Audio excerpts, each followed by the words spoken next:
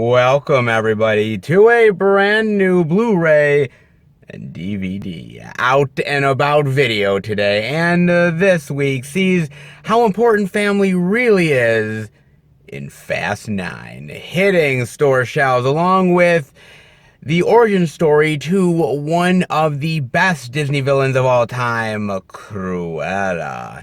You also have a little 4K upgrade love with the 1971 Stanley Kubrick classic, Clockwork Orange, the 2000 thriller directed by M. Night Shyamalan, Unbreakable, and Vestron is releasing a Blu-ray collector's edition of the 1963 horror film, The Little Unknown Gem, the first feature film directed by Francis Ford Coppola, Dementia 13. Quite interesting indeed, plus much more. So let's go see the deals, exclusives, and we are at our first location, Walmart. So let's go in and see what they got.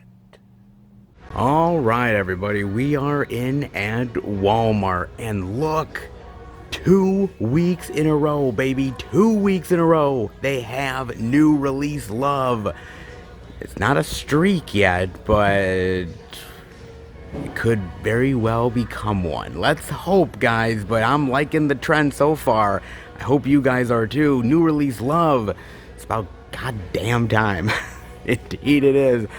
Let's dive in, shall we? With the 4K Ultra HD Blu-ray Digital of Fast 9 for $29.96, the Blu-ray DVD Digital for $24.96, the DVD Digital for $19.96. Oh, they have all the physical love, and they all come with slipcovers. Even the DVD comes with a slipcover too, man. That is cool. You don't always see the DVD come with slipcovers. That is pretty awesome, man. I mean, all the same artwork, nothing new or different between any of the formats, but if you're still looking for anything with a slipcover, well, it doesn't matter whether you get the 4K, the Blu-ray, or the DVD, you will get some slipcover love, baby. That is for damn sure, man. Not bad at all. Now, I got a chance to watch this on Amazon Prime, okay? Now, I was thinking of watching it in the movie theater, because I am a Fast and Furious lover. I have really dug majority of the films. I honestly have, but there is a lot of people, and I mean a lot of people, who came to me, seriously, when it was out in theaters and said, Seth, don't. And I'm like, what do you mean, don't? And they're like, dude, don't go and spend your hard-earned money on Fast 9. Don't do it, man. And I'm like, God, is it that bad? And they're like, yeah, it's not good, man. It's, oh, you really don't want to watch it, man. And that kind of got my curiosity raised even more. I'm like, God, this movie can't be that bad, can it? Well, buckle your seatbelt, because it's going to be a bumpy-ass ride, man. Oh, Lord. It definitely is, man. So, look, basically, it's Dom trying to have a domesticated life, staying off the radar with his child and Letty, and the past comes back to haunt him. Oh, yes, indeed, because his brother comes back into the mix. Yes, the long-lost brother that we've never heard of for over 8 films, and finally the dude shows up just out of the blue. Sure, fine, whatever. We'll go with it. And just all the craziness that ensues from there with the crew and protecting your family. Oh yes, we know how much Vin Diesel loves his family. Oh man, I'm going to be honest with you, and I'm going to be real about this. As I said, I have loved the Fast and Furious series. I really have. And there's been something about those movies that have just been really great popcorn fun. You know, turn off your brain and just go with it. And there's something about this movie that I cannot go with anymore, man. The buck stops here, man. It really does. This movie, man, it jumped the shark. It jumped the goddamn shark, or jumped the moon, or, you know, jumped the Toretto, whatever the fuck you want to say, man. It jumped it in a big bad way, man. It really did. And goddamn, man, this was the one. This was the one to do it. I thought, actually, truth be told, it was going to come earlier than this. I thought they would have jumped the shark much faster, but no, man, this was the one. This was the one that broke the camel's back, man. And the problem with this movie, out of many problems, by the way, is the fact that you've been there, done that with these movies so many times now that it's not that the movie is ever really crazy entertaining or fun or gives you something new. It's just the same thing elevated to the most insane and crazy levels. But by doing that, they're just trying to top themselves. And at a certain point, you can't really top yourself anymore.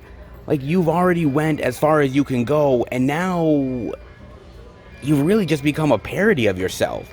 And that's the problem with these movies, and especially the problem with this one, is that it is a parody at this point. I mean, basically, it's a parody of all the other Fast and Furious movies that have come out. And that's a goddamn shame. It really is, man.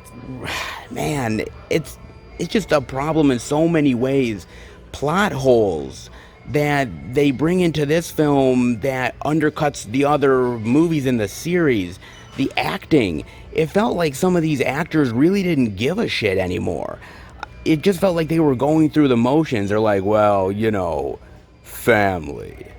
and all they have to do, and you think, oh man, these are some badass motherfuckers. Like Ludacris has been better in previous movies. Tyrese has been better in previous movies. Michelle Rodriguez looks like she doesn't really care. A lot of the actors here just feel like, sure, whatever, I'm getting a paycheck, so I'm gonna be here. I mean, even Vin Diesel looks like he's just there for the paycheck and not really caring about the movie other than it's gonna make him a shitload of money. And I feel bad for everybody here, especially John Cena, because John Cena, not gonna lie, I like him. I really do. I think he's a good actor in the right role. This, though, he really comes off as completely wooden and almost like he's invisible. But then again, it's John Cena, so that makes sense. Oh, man. Another problem that I have, on top of, man, so many of them, is the characters. My God, man, there is so many characters to keep track of. There is so much mythology in the Fast and Furious saga that I'm surprised fans don't spin their head like the fucking Exorcist. I am serious, man. Holy shit, dude. How the hell can you keep all this crap straight, man? Ah, Lord. And the problem is that some of these characters barely get any screen time. They're barely used. They're just there to keep some of these actors employed. And hey, you were in Fast and Furious Tokyo Drift, so sure, why not? We're gonna put you in there for some ungodly reason, even though you really don't belong in the goddamn thing. Sure, we'll just shove your ass in there. And the fact that they have to explain mysterious character deaths and people coming back to life, and they try to stretch it so far to explain it, that I'm like, dude, just give up, man. Please give up, because you are really half-assing this, dude.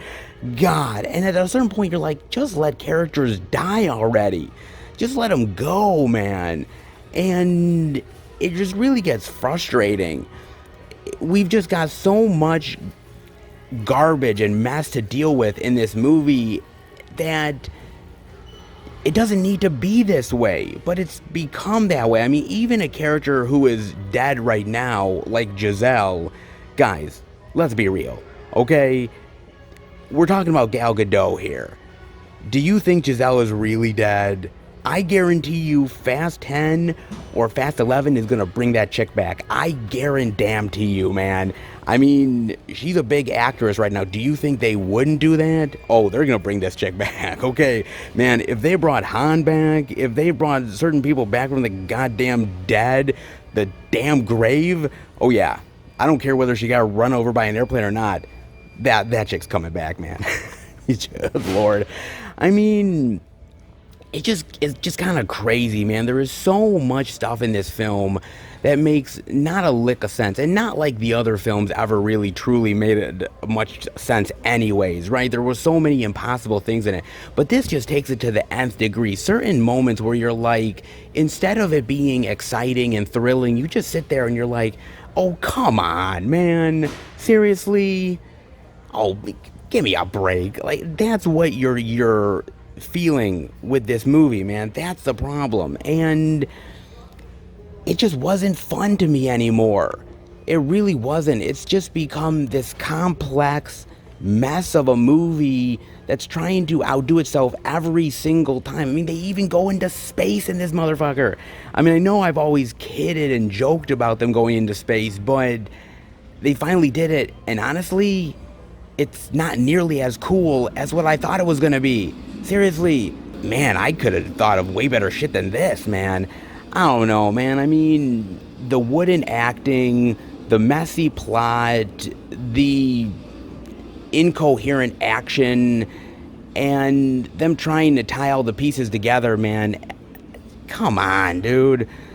There was at some point where I really respected the Fast and Furious series. There really was, man. And at this point,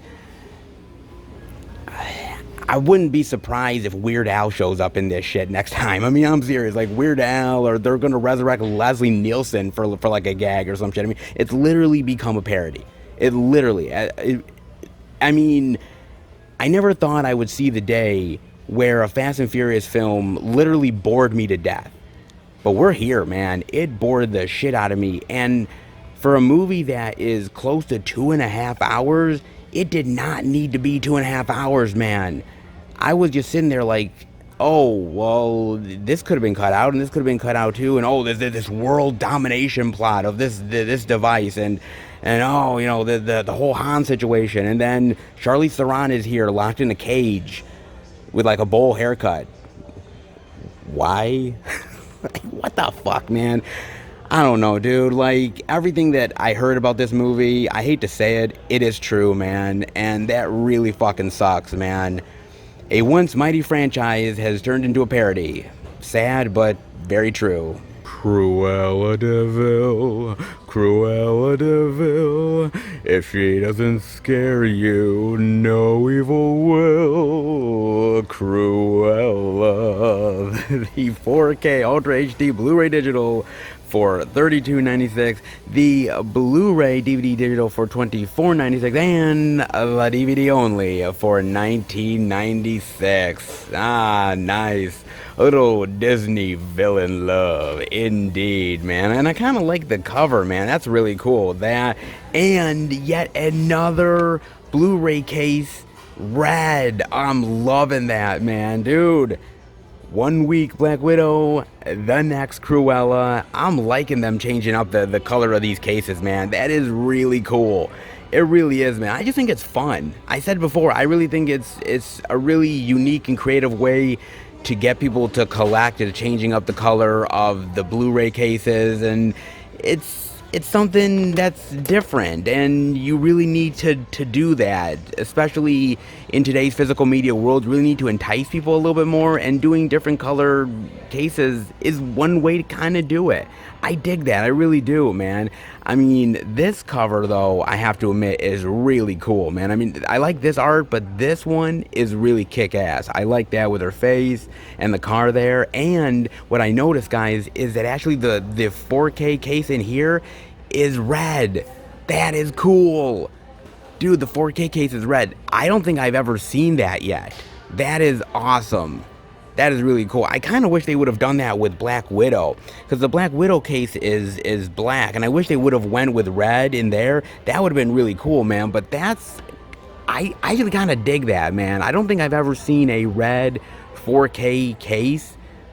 That is cool. I mean, I've seen a bunch of these ones, but before, green, black, red, yellow, pink. I've seen them all, man. I don't think I've ever seen different colors yet of this. That is awesome, man. So I got to give them a lot of credit, man. I mean, can't say Disney is perfect at everything, but I do kind of dig that. Ain't gonna lie, man. It's pretty nice, dude. Not bad.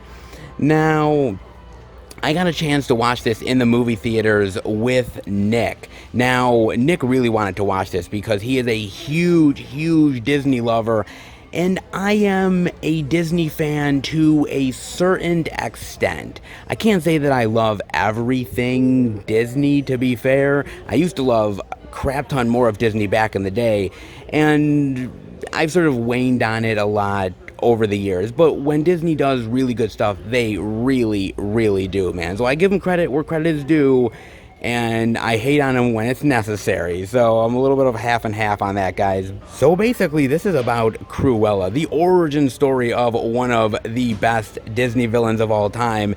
Now, why do I say one of the best? I mean, when it comes to Disney movie villains, there's a lot of really great ones out there. I mean, there's Maleficent, there's Ursula, Scar from The Lion King, and many, many more. There's some really great iconic Disney villains, but she might be one of the ones that takes the cake. It really. And the reason why I say that is because we're all dog lovers out there. We truly are, man. There's something about a companionship and love that a dog has that sometimes is unmatched. And the fact that there is a woman out there who despises dogs so much and hates them to a certain wild degree that she will do anything to ruin them and hurt them. There's something really purely evil about that. There really is, man. And the fact that she revels in it, the fact that she's wicked, and she has a certain amount of charm that is undeniable. I think it's fascinating. I think it's alluring. People sort of are instantly gravitated to her personality. Even though you know she's evil and you know that she wants to do wrong things, you can't help but like her. It's kind of weird, but she pulls it off. That character really does, man.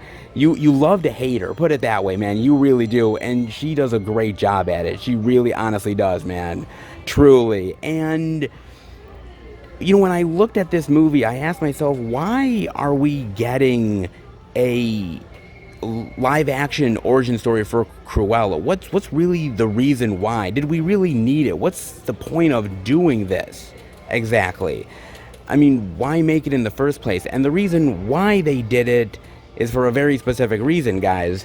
And that is none other than Maleficent, baby. Yes, Maleficent. This is the reason why another live action Disney movie villain or origin story is even happening, because of this movie. I remember when Maleficent came out, and I was on the fence about this movie. I'm like, really? Do we really need a origin story prequel for Maleficent? Why? It just didn't make any sense to me, guys. But after watching the movie, I thought this was a fantastic film. It was so imaginative and really well done and incredibly creative. I thought Angelina Jolie was amazing here, and they really did it in a way where you sympathized with her, but yet you really understood why she became the villain that she did. And I really appreciated seeing that story and giving more context to her. So this movie was really fantastic, and it made a shit ton of money at the box office. So it only made sense that Disney would do more live action movies, because if this was successful, God knows what else could be successful. Maybe equally as successful and equally as good as Maleficent. Possible. And a live action Cruella, here we go. Like it or not, ready or not, here she comes. Indeed, man. Now basically the whole entire movie is an origin story of how she grew up and the circumstances in how she became the Cruella we know, love, and very much hate. Indeed, man. Now, with such an iconic Disney villain, how could they even screw this up? How could they go wrong? Is it even possible? Yeah, it kind of is, guys. I'm not gonna lie to you.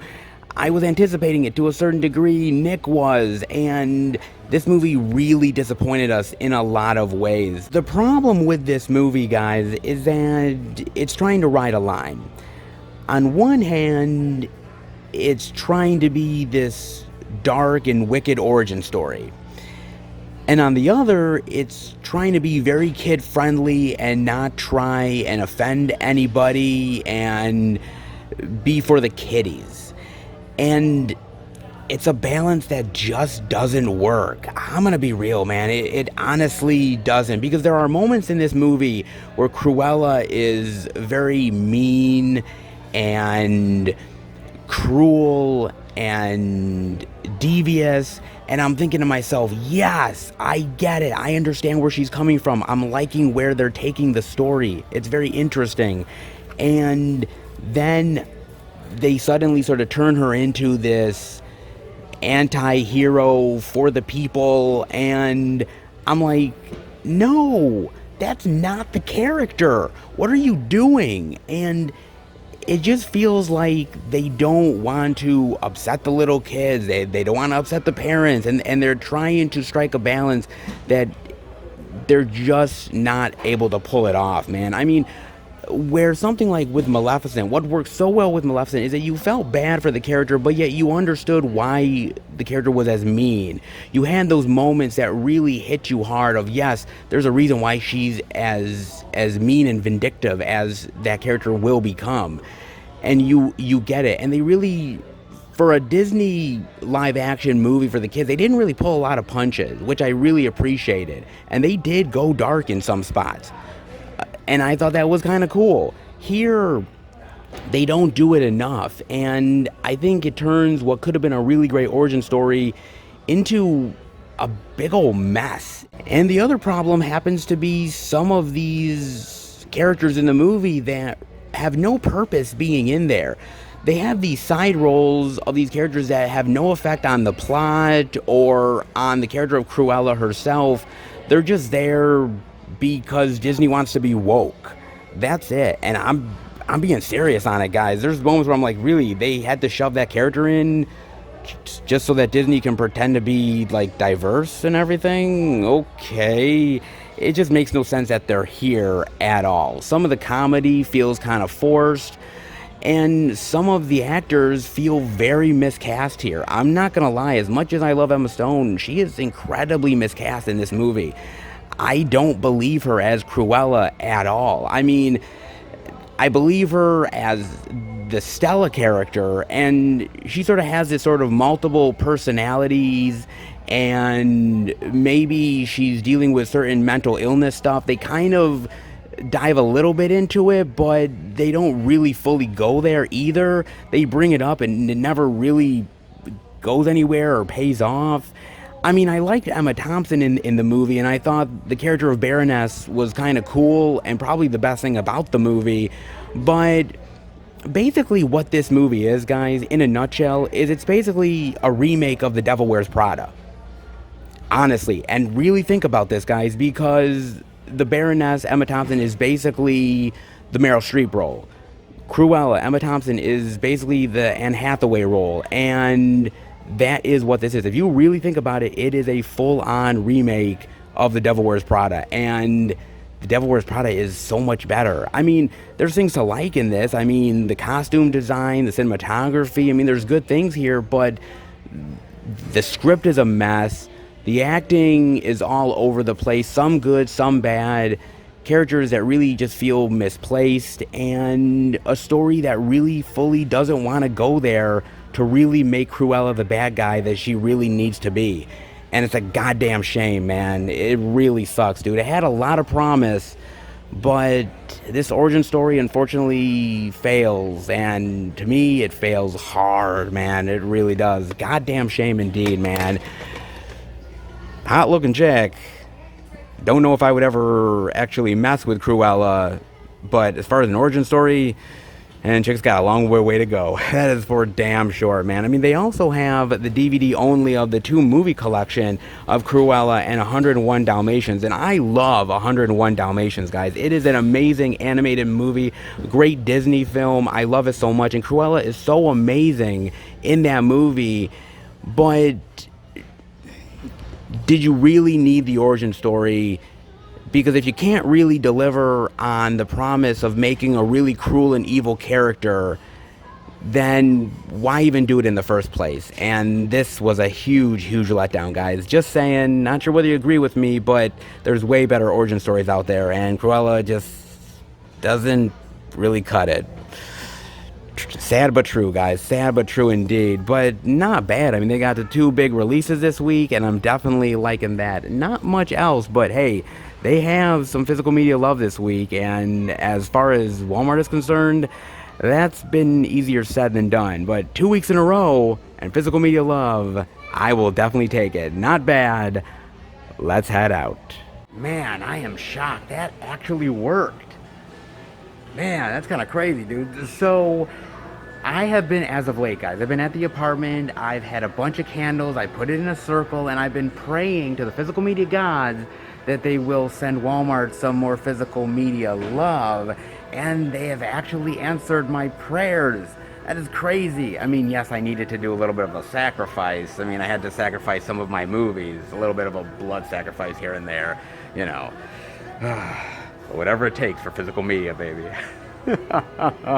Oh, you better goddamn believe that, man. Wow. 2 weeks in a row for Walmart. Man, they have got a fever, baby.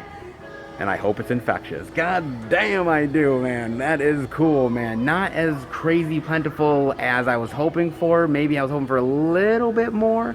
But the fact that they have the big new releases, I will definitely take it. I mean, considering that there has been literally months on end where we've seen jack shit, the last 2 weeks have been a very, very pleasant surprise. I hope you agree, man. I hope this trend keeps on continuing. That is for damn sure. Let's hope it does for next week. But in the meantime, hey, I will take what I can get. And Walmart finally stepping up to the plate is never a bad thing. Not bad at all, man. I hope you like some new release love here, of all places. And I can't always say that week in and week out, but I'm digging at least 2 weeks of it. That's for damn sure. And let's hope it continues. But in the meantime, there is more physical media love to check out. So let's go hunting. All right, everybody. We are at our second location, Target. But before I go in, I want to talk to you guys about something. So, Shang-Chi right now is doing really great at the box office, making a lot of money. Marvel's getting a lot of praise. Looks like they're in the driver's seat. Congratulations to everybody in that film, the director, producers, actors, everybody. It looks like it's going to be a phenomenal success, and rightfully so.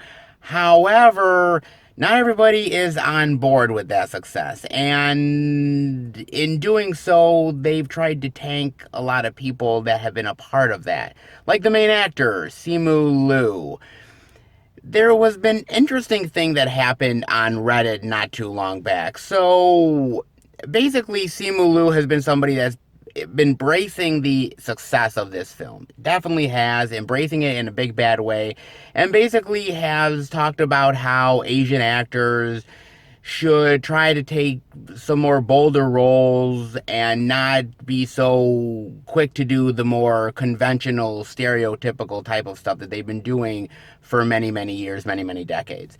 And people don't like that. People don't like that he's been very outspoken and has rubbed a lot of the success in people's faces, especially the fact that, you know, gone out of his way to call people out. Yeah, people don't like that. Hate to say it, but it is the truth, man. And they've been trying to find anything and everything. These fans, these people on Reddit, these toxic people that have been trying to find anything to sort of quote unquote cancel this guy. And they happened to find something. Now, what they found was basically this post that he made a long time ago. And I won't really get into the post about it. If you guys want to find it out, it's out there in the ether on the internet. You can easily look it up. I understand where he was coming from in the post, and I get that he had good intentions. It might not have come off the best way, but does that deserve for him to be canceled? I don't know, guys. I mean, here's the thing about it. I really am sick of cancel culture. I really am. It's it's gotten to ridiculous levels at this point. It truly has. Even the people that I don't like, even the people that I absolutely despise, they don't even deserve to be canceled, man. I mean, people make mistakes. Yes, some mistakes are completely wrong and irreversible no matter what. Like Kevin Spacey is just bad. Or the guy who directed Jeepers Creepers, man. I mean, you can't take that shit back. And you're just a terrible person. Yeah, those people, yes, should be canceled to a certain degree. Completely agree on that.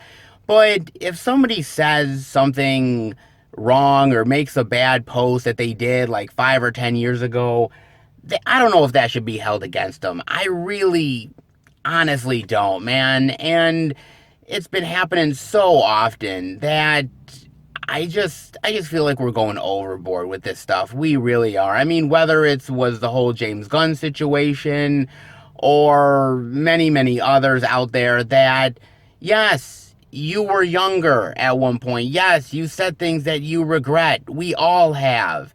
We're all human beings at the end of the day, man. That's the true story of it all.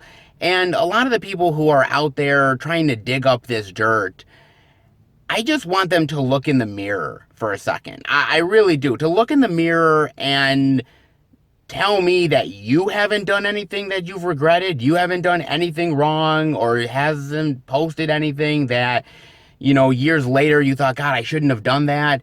I'm sure that you have. You're not perfect human beings, and neither am I. I have done things and I have said things and I have made mistakes in my life that I am not happy about and I regret. But that's a part of being a human being. That's a part of learning from your mistakes and growing and becoming mature and being a better person. Now, it's one thing if you continue to do this over and over and over again and never learn, but the majority of us learn. We try to become better people.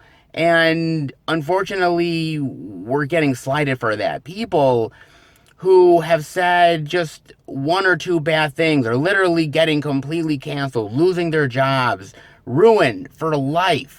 And that's a harsh thing, man. And we got to really think about that. We're ruining people's lives based off of a single tweet or a post that they made on Reddit, and people are just going out of their way for this. And it's getting too toxic, and it's getting really in a just a very twisted way. And I don't know if I like that, man. I really don't. And also, the problem with these people, and I know it's not the majority of people, it's a minority of people, but these people that do this, I also feel really sad for them.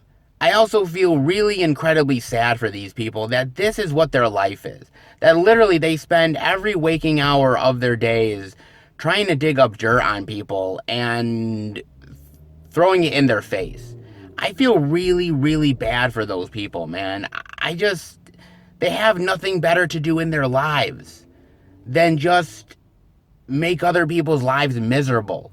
There's something about that I don't like, man. I mean, are you that unhappy of a person in your life that you literally have to go out of your way to ruin other people? I mean, Simu Liu seems like a really nice guy, and he seems like somebody who's very genuine in his thoughts and somebody who wants to better himself and better the Asian community and the Asian film community and wants to be a great representation of that. And I really appreciate him trying to go out of his way for that. But at the end of the day, people sometimes really don't like others' success and they try to bury them in the worst ways possible. And there were a lot of people on YouTube and on the internet who wanted to see this movie fail, man, who wanted to really see this thing crash and burn because maybe they thought it was too woke or they didn't like the idea of an Asian superhero, you name it. It could have been a variety of reasons. But because of that hatred, somebody decided to go out of their way to try to ruin this person because of that. And I just don't think that's the right thing. Yes, we can have disagreements with people. I have disagreements with people all the time. I don't go out of my way to try to cancel these people.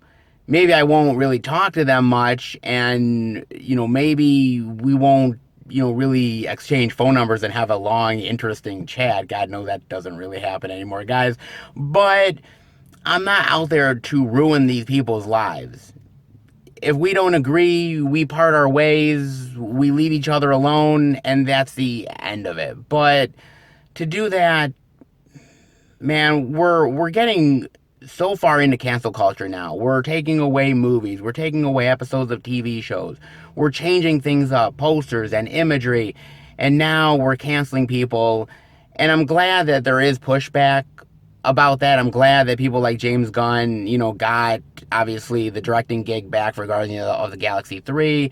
I don't think this is really going to affect Simu Liu too much, but if you're an actor, if you're a director, a producer, a big Hollywood person out there, or a big entertainer in any way, shape, or form, you really need to watch yourself, because nowadays it's not just what you make as an artist, it's what you say. And even the smallest thing will get turned against you. And it's honestly a minefield now. So, how do we fix this? I don't know if there's any fixing it, but I think we're going to get more extreme before it ever gets any better. It's a shame, but I think that's where we're headed, guys. Definitely let me know what you think about that. In the meantime, there is some really great releases, man. Walmart actually had some things worth showing off. Yet again, wild to think about it. They're actually getting a little bit better. But can they compete with Target? Well, we'll see what Target has. How about we check it out? All right, everybody, we are in at Target, and more new release love is here. Yes, yet again, Target is delivering in a big bad way, and I'm liking it. Indeed, I am. Yet again, man, they pulled it off. Man, gotta love Target as of late. And they are definitely bringing the love. I'm liking this. Oh, keep it coming, man. Let's dive in with the 4K Ultra HD Blu-ray digital of F9, The Fast Saga for $29.99. The Blu-ray DVD digital for $24.99. The DVD digital for $19.99. And oh yes, we have little Target exclusive love, baby. Blu-ray DVD digital includes 10 collectible character art cards. Nice. Looks like you can kind of just like slip them in the sleeve. That's kind of cool. Interesting. That is for $26.99. Not bad at all. Pretty cool little exclusive. Not so bad for Target. Now, I want to talk about Vin Diesel. I gotta talk about Vin, man. I really do, dude. Because Vin Diesel has kind of become a joke. He really has, man. I remember this movie coming out, and there was so many memes and GIFs about, family. My God, everyone is literally making jokes about it. It's literally become a running gag at this point. And I can kind of see why. And Vin Diesel has become a joke. I mean, look, I'm going to be real with you. I do happen to like Vin Diesel to a certain degree. And he's not exactly a terrible actor, all things considered. I mean, he's done some good stuff. Like, I liked him in the small role he did in Saving Private Ryan. I thought that was pretty cool. Not going to lie, I thought that was not bad. I mean, I like the Riddick movies. Love the Riddick movies, actually. My God, why can't we make another Riddick movie? I mean, he's continuing to make these Fast and Furious films. Damn, get to stepping on another Riddick movie, for Christ's sake. Man, what the hell are you waiting for? Damn, man. I mean, he's cool in Guardians of the Galaxy playing Groot, but all he says is, I am Groot. And he makes a shit ton of money off of that. My God, man, talk about, like, barely doing any fucking work whatsoever, man. My God, dude. All he needs to do is a studio for like an hour session, and he gets paid millions upon millions of dollars. Jeez, talk about a sweet gig. Then again, there is some really bad Vin Diesel movies out there. There really is. Pacifier, anybody? Oof, yeah, that's not a really good movie. Hell, not even a really good kids movie. It's almost as bad as The Tooth Fairy. Yikes. He also ended up doing that Oscar bait movie years ago. I think it was called Find Me Guilty. And that movie failed hard. And it was really, really bad for Vin's career, man. And it just kind of showed that his range as an actor is not really all that great. And by the way, this is just a word of advice to Vin Diesel. Never do another movie role where you're wearing a toupee. That was some scary shit. It was really bad, dude. I mean, he's also tried to start franchises. I mean, he did that movie Babylon AD, which, yeah, it's okay. It doesn't light the world on fire. He also did The Last Witch Hunter, which had promise, but it turned into like this action schlock that unfortunately wasn't all that creative or really differentiated itself from the rest of the pack, I hate to say. Interesting, I heard there might be doing a sequel to that, but I'm not going to keep my hopes up, guys. I mean, I will say I did like the first Triple X. I actually thought the first Triple X was pretty good, honestly. I thought that was decent. I actually think the first Triple X is probably one of Vin Diesel's best films. I really do, actually. It's ridiculous. It's over the top. But I actually think Vin Diesel plays a good action role in that. I think he really does. Now, Return of Xander Cage? Ooh, yeah, that was really terrible, man. Yeah, he wanted to restart the franchise, and man, what a bummer of a film that is, man. A real terrible action piece of crap, man. I mean, hell, I'll take straight to DVD Bruce Willis movies, and that's saying a lot, man. Yeah, I mean, what does Vin Diesel really have going for him other than the Fast and Furious movies? I mean, seriously, that's really the only stuff that he's making for the most part now as an actor. That's it. There's really nothing else outside of that. And it kind of makes me wonder where Vin Diesel's career is going to go post Fast and Furious saga. Like, there's only 2 more films that are going to be made in this. So what is he going to do after this?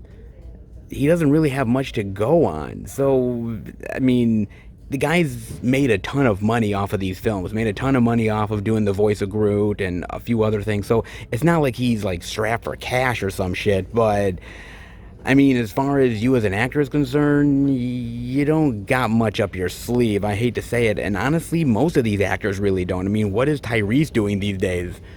He ain't doing shit. I mean, Ludacris, the same thing. I mean, I love Michelle Rodriguez, but let's be fair, she's not really doing much either. A lot of these actors really come back to the Fast saga because there's nothing else for them to do. They've collected a lot of actors who really have become sort of movie pariahs, and the only thing they have left is this franchise. Kind of sad to say, but it really is true, man. I just wonder what all these actors are really going to do after that. Fast and Furious babies? Oh, God. I really don't want to give them any ideas. Lady of the Manor. The Blu-ray digital for $16.99. What is this?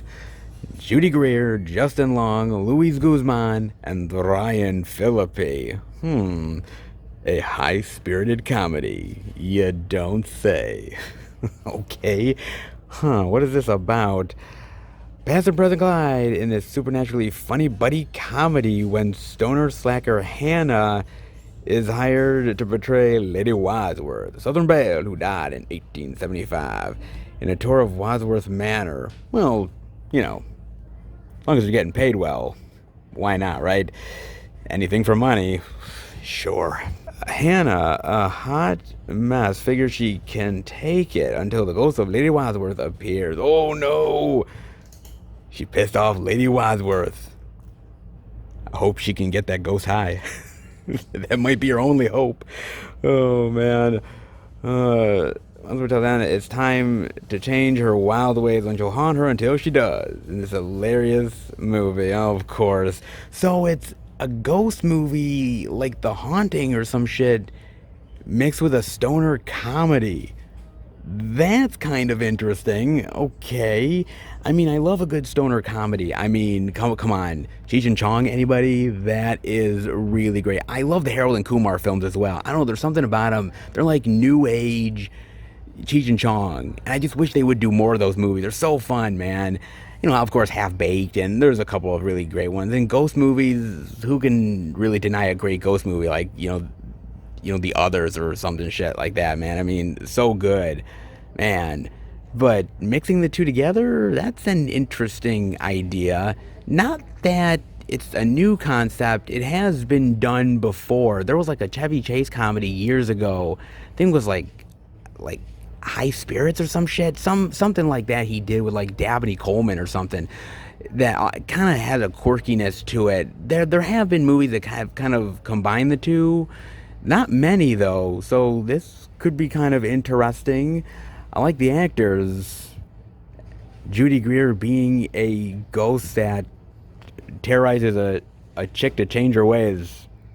Sure, you're either fighting Michael Myers or terrifying people to change their ways and maybe get high. You know, it's a living.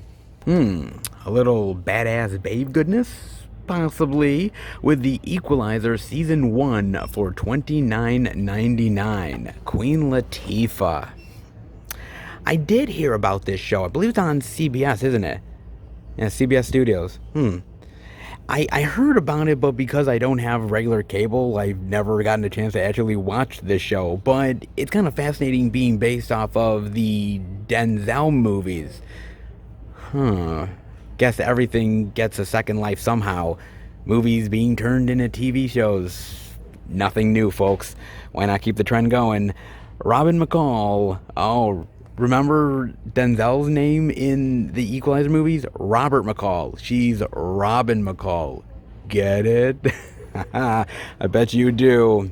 An enigmatic woman with a mysterious background uses her extensive skills to help those with nowhere else to run. McCall comes across as an average single mom who is quietly raising a teenage daughter. But to trust a few, she's the Equalizer, an anonymous guardian angel and defender of the downtrodden who's also dogged in her pursuit of personal redemption. Oh, yes. And Queen Latifah is gonna beat anybody that gets in her goddamn way. I bet, man.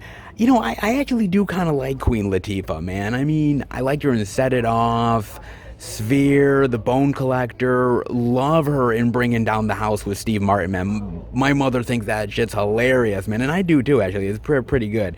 Then again, I'm not the biggest fan of like Beauty Shop and some of the other stuff she's done. So, you know, she's done some good stuff, done some not great stuff, kind of hit or miss. But when Queen Latifah does something good, she really does, man. Even a little action TV show goodness, apparently.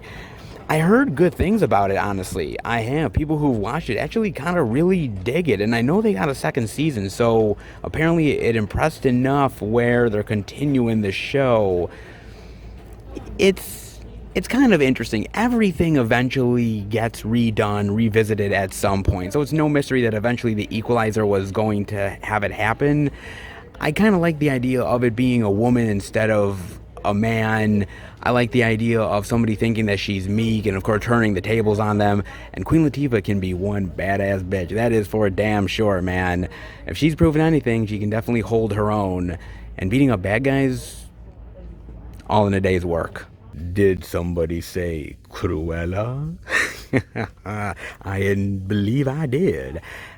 We've got the DVD for $19.99. The Blu-ray, which they don't have, must have sold out pretty quickly for $24.99. They also have the 4K Ultra HD Blu-ray Digital for $29.99 and a different artwork for this one. That is interesting, actually. Boy, we've seen some different artwork already through Walmart and now over at Target. I'm kind of loving what they're doing here. Man, Disney has been getting really creative with this title, man. Different type of artwork and slipcovers and the actual red 4K case. Oh, cool. Look at that. Yeah. That is cool, man. That is wickedly cool. Man, I'm liking that, dude. And I'd never seen that before, man. If they were like half as creative with this as they were with all the other ones out there, hell, I'd buy a lot more Disney, man. Damn. That is cool, though. They have that. They also have the only at Target. Yes, more Target exclusive love. The 4K Blu-ray digital for $34.99. Yes. And I'm liking this artwork as well. Nice. 2 limited edition foil etched prints. Look at that. That's nice. Man, they are going all out for Cruella, man. The different artworks and the designs and the exclusives. Man, they are betting that this is gonna sell big time, man. They are really betting on it. Let's hope they're right, but if they actually watch the movie, they'd say otherwise. I know. I'm a party pooper, guys. I mean, look, I will say this.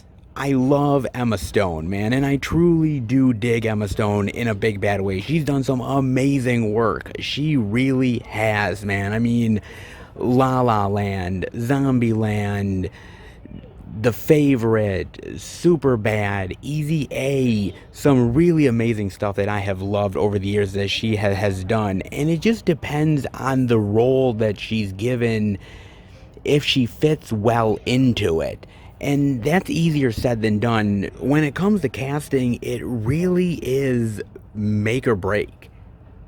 And it's the honest to God truth. They say that if you cast well, like 80 to 90% of your work is already done, because that cast is going to make it look easy. But not every role is cast well. I mean, look at something like Godfather Part 3 with Sofia Coppola. I mean, that's one of the more extreme examples, but it is true. Like, that was originally supposed to be Winona Ryder. Would Winona Ryder been as good? Yeah, I do think so. But guess we'll never know, man. But I mean, one of the really great examples is you look at somebody like Robert Downey Jr. as Tony Stark. That was an amazing casting, and it paid off in spades. You look at Al Pacino in The Godfather and how they took a gamble on him, and the gamble completely paid off. There is some really great casting out there, and then there's other ones that are not so hot. I mean, I look at somebody like Katie Holmes in Batman Begins. Didn't really have a lot of chemistry with Bale, didn't really work, and there's a lot more like that are out there. Not as many examples as obviously great casting, but when they flop hard on the casting, they flop big time, man. And I just feel that with Emma Stone, she's a really great actress that has a really great quirky sensibility, but I think she was the wrong fit for Cruella. I mean, her original, I don't know what they want to call it, alter ego or whatever, Stella, I think she works great for Stella. I think that personality really fits with who she is as an actress. But when they tried to put her as Cruella and her being mean and vindictive and wicked and a dark sensibility, she just can't pull it off. Maybe it's the script, maybe it's the directing, who knows? She is a good actress, so it's not like this role is like an outlier of everything else she's ever done. Actually, she's a pretty solid actress that knows what she's doing. What went wrong?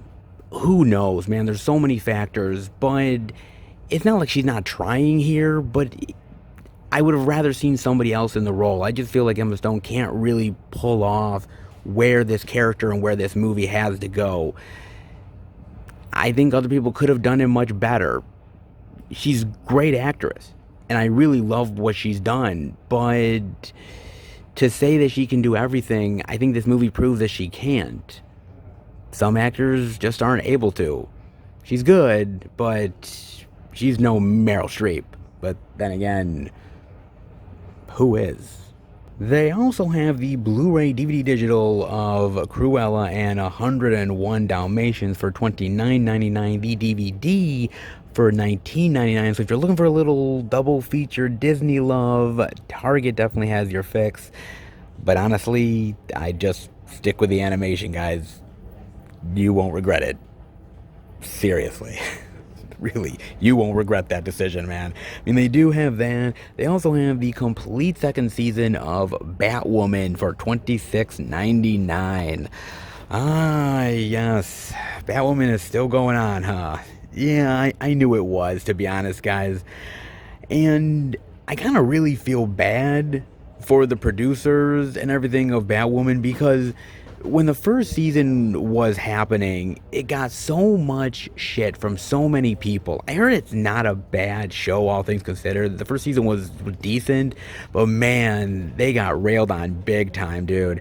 And apparently it still got enough viewership and enough love where they got a second season, and I am glad that they're able to continue it, but they were put in a really difficult place because of Ruby Rose. I mean, apparently she had such a difficult time with the costume and the action and being a lead of a show day in and day out that she just cut loose. She left. And man, it put them in a real pickle trying to find a new Batwoman in such a short time span. All the storylines that they built up from the first season, that has to pretty much go by the wayside, and they got to change everything up. That's not easy. That really isn't. So you got to give them a certain amount of credit, because to pull that off, that takes a Herculean effort, man. It truly does, man. Find your power. Want to hope that K-King will be found. Of course, they had to do the whole, like, she's missing, and we know she's alive, and we're in search of her. Like, they had to do that because what else you gonna do? I mean, seriously, man, they were put in a really bad place, man. But I like the fact that they have this African-American woman obviously taking the place of Ruby Rose, but I like that. I like the idea of a strong female character, African-American, obviously a great representation for little girls. And, you know, who's to say that, you know, female superheroes have to be, you know, white blonde chicks or like white dark hair chicks? Why can't it be a, you know, tough kick-ass black chick? I mean, why not, man? Works for me. I mean, seriously. So I don't mind that, actually, and I think it's kind of a cool little change up that they did. Now, I don't know how the second season is. I have no idea, because again, I don't have cable, so I've never watched a single episode of Batwoman. But it is the CW, and man, the CW. See, sometimes the CW is really brilliant, like with Arrow and Legends of Tomorrow, stuff like that. And then sometimes they've made a lot of mistakes along the way with certain properties, and CW can be very hit and miss. I think at first they were really great with Flash, and I think Flash eventually has kind of become lesser than what it used to be.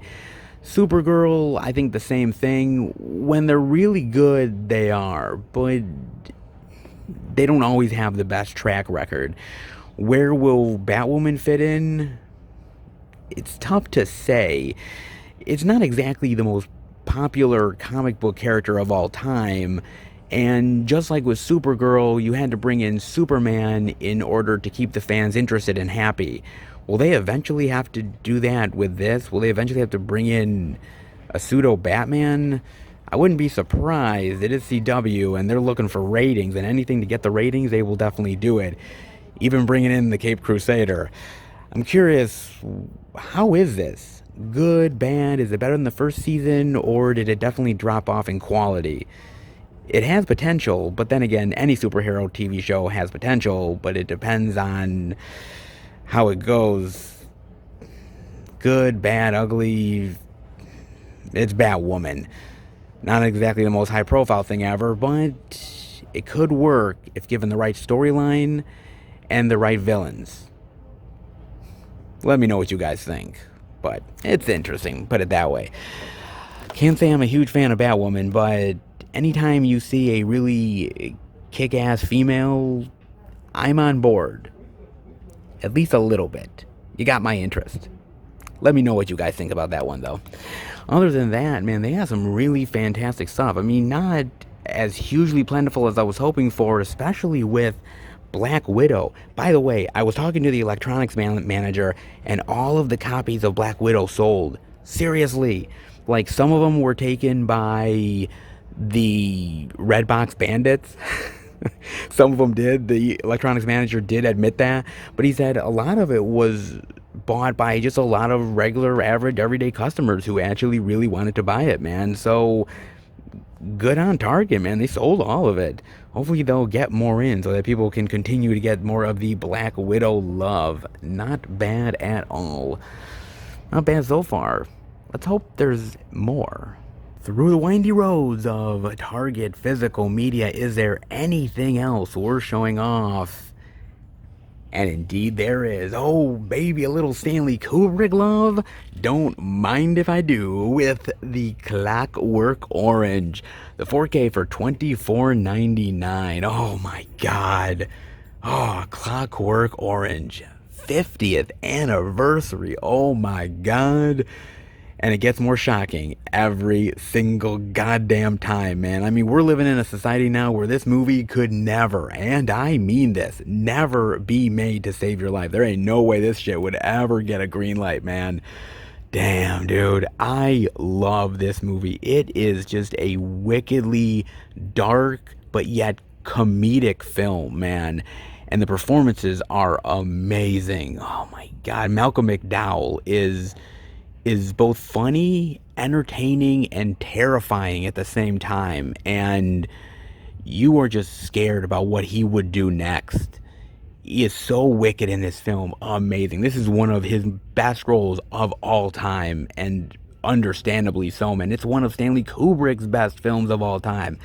I mean, yes, The Shining is probably the most high-profile one he ever did, the most one he'll be known for, over A Clockwork Orange, but I would almost argue that A Clockwork Orange is just as legendary, if not iconic, as The Shining. I mean, some of the imagery, the antics, and some of the scenes that are so shocking that, you know, you want to look away, but you can't. I mean, the whole thing where the misfits are, like, completely terrorizing this man and woman and raping her and everything. My god, man, that was tough to watch, man. It still is tough to watch, but the way Stanley Kubrick films it and everything, it's just so fascinating and alluring, and you can't keep your eyes off it, even though it's so intense and dark and disturbing. Man, it's so amazing, this film, man. And it really has some really great messages about society and, you know, the idea of the everyday norms that we live by, and how, you know, people can easily ignore it and turn deadly and evil. And man, this movie is so amazing and so shocking, and it really is a required viewing, not only if you're a fan of Stanley Kubrick, but just as cinema alone. There is certain movies out there that, even though they are shocking, they really are movies that really need to be experienced. And I think A Clockwork Orange is definitely one of them. I think another one is a movie like Irreversible, which is, jeez, talk about a shocking movie, man, hard to watch. That is one of them as well, man. I mean, I think with cinema, you can't always play it safe. Okay, you cannot play it safe all the time, because if you do that, it just becomes mundane and boring. You need to push the envelope from time to time, and when you do it, some really fascinating results happen. Sometimes you'll be really successful, and sometimes it can blow up in your face. Stanley Kubrick is a master of cinema. He really did some amazing things, and A Clockwork Orange is one of those movies that pushed limits and boundaries, but did it in such a really great filmic way that you look back and really, it is only Stanley Kubrick that could have done something like this, because he shows you the underbelly of society, but does it in a way that you don't want to turn your back away from it. Not many filmmakers are able to accomplish that, and Stanley Kubrick does it in spades. Amazing, man. If you've never watched Clockwork Orange, please do it. You won't regret it. And speaking of another movie that blew me away, Man, Unbreakable, the 4K Blu-ray digital for $25.99. Nice. Oh man, this movie, damn dude. I love this movie so much, man. I saw this in the movie theater. And you gotta remember something, right? Because M. Night had done Sixth Sense, and it blew everybody away, man. It was so, like, amazing. And everybody said, oh, you gotta go to the movie, The Twist. And it was something that everybody wanted to see and watch and experience. It was a cultural phenomenon, man. It really was. And everybody was anticipating, what's M. Night's next film? What's he gonna do? How can you top Sixth Sense? And he dropped the mic with Unbreakable, baby. Now, it's actually a shame because this movie did terrible at the box office, man. And it was only until years later on physical media and on cable and everything that people really found this movie and really gave it a chance. I think the problem was that the hype was so high for this, and it was never going to deliver the way that A Sixth Sense was. It never was gonna do that, guys. Unfortunately, we put too much pressure on the film, too much pressure on M. Night, and people declared this movie terrible straight off the bat because it just didn't compare to Sixth Sense, and that was the wrong way to look at it, dude. Looking at the film now, especially many, many years later, and now that, the opinions have changed slightly, you see what he was trying to do. He was secretly making a superhero origin story right under our nose. He really was, man. And I give him so much props for this. As somebody who is an old school comic book lover, I love this. And to me, what I loved great about it is that you slowly get the reveal of it being almost like a comic book superhero story. At first, it's sort of like this mystery thriller, and you're slowly going through the movie, and this guy has powers, and he's lifting a lot of weight, and what is this guy's deal? And slowly but surely, you get introduced to Elijah, played by Samuel Jackson, and he starts to talk about a superhero and how superheroes need supervillains. And suddenly I was sitting in the movie theater and my eyes opened like so wide, and I'm like thinking to myself, oh my god, this is a superhero tale. He literally backdoored this shit, and it was brilliant. It was so fucking brilliant, man. I love the shit out of this. And I was like, oh my god, that is genius, man. Especially at the end with being in the comic book shop, and Samuel Jackson's character being called Mr. Glass. And I just love the idea of good versus evil. And in order to create a hero, you have to have a tragedy in order to do that. And I thought that shit was amazing. I thought it was goddamn brilliant, man. And I thought M. Night, man, blew the doors off of this. I think this is better than The Sixth Sense. I really do. And I know that's controversial, man, because Sixth Sense is loved. It really is, man. But honestly, I think this is the better film. I think it's technically better. I think it's a better overall story. I love the twist that really you do not see coming at all. And I love the performances, man. Samuel Jackson, he's not like he normally is. Like when he's in a movie, he's like, yeah, motherfucker, shit like that. Here, it's more of a quiet, understated performance, and he's so good in it. And Bruce Willis, I shit on Bruce Willis a lot now. Guy totally deserves it, right? But this was a role that was really great for Bruce, man. And it was one of those great roles where it felt very calm, and it felt like he wasn't really acting, but he really was, to pull off a man who has a very mundane life that becomes a very heroic figure. I thought Bruce Willis killed it in this role, man. I think everybody does, man. It was so wonderfully done and imaginative and creative. I loved every single second of this movie, man. It blew my mind, dude. It really did.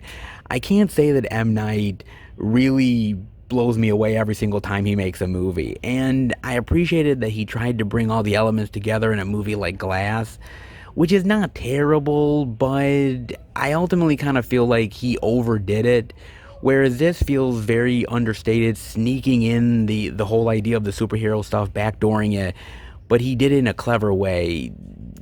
Sometimes M. Night succumbs to his own indulgences, and sometimes he maybe does it too much where he should pull back. Unbreakable is a really great movie where you really see him as a filmmaker holding back, but yet really revealing the stuff and really showing what a really great filmmaker and creativity he can have when he does it in the right way. And I think Unbreakable is one of those movies, man. Fantastic. God damn it, do I love Unbreakable. Jesus, this movie is amazing, man. And honestly, out of the few movies that I really love from M. Night, this is at the top of the list, man. Unbreakable is fucking amazing. And the payoff is incredibly well worth it. God damn it, man. This movie, cinematic masterpiece as far as I'm concerned, man. Cinematic masterpiece. That's for damn sure, man. Unbreakable and Clockwork Orange, man. Two great movies getting a little 4K love. Not bad, man. Not bad at all. Pretty sweet, dare I say. Loving that, baby. And I gotta admit, I am loving the physical media. Ooh. Target done did it again. Let's head out. New releases, indie titles, TV seasons, 4K upgrades, and exclusives. Are you sure we're talking about Target? Seriously, man. Who would have thunk that Target would actually be sometimes the savior of physical media? That is some wild shit, man. That is crazy, crazy wild, but it really is true, man. They have gone out of their way to prove that they are in it to win it when it comes to physical media love. And as a physical media lover, oh, I'm digging the shit out of that, man. Indeed, I am. Oh, damn, am I loving coming in to Target time and time again. As the physical media is getting better, so is Target. And you gotta love it, and you gotta appreciate it, man. Where Target used to be and where Target is now, two very different worlds. But I'm loving this alternate reality, man. I'm loving it and hope to God it continues for as long as humanly possible. One of these days, it'll go back to normal, but until then, oh, I'm gonna eat this up, baby.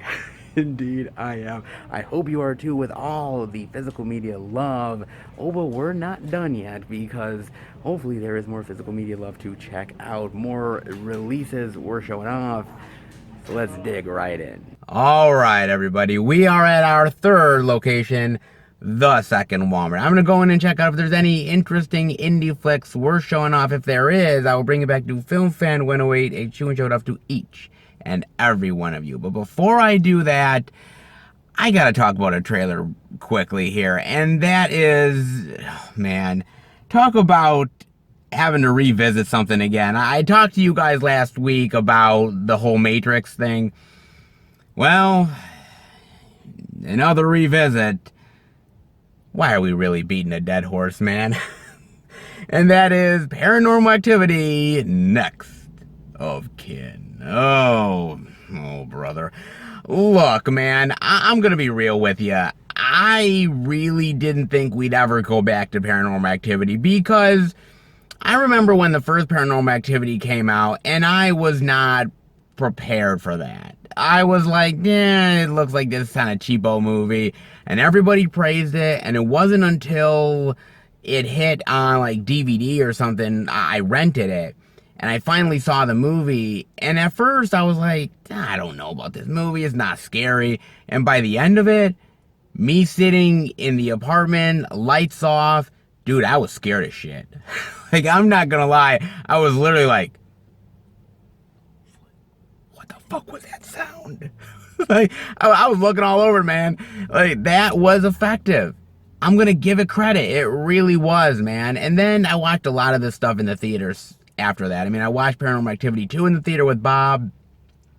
Really dug that movie. And actually, it's probably the best horror experience that I saw with Bob. And talk about like Bob jumping in his seat at one of the best scares in the movie, dude. My God, man, what a great experience that movie was. Really dug that one. The third one, I mostly enjoy. It's not perfect, but I think it's still pretty solid of a Paranormal Activity film.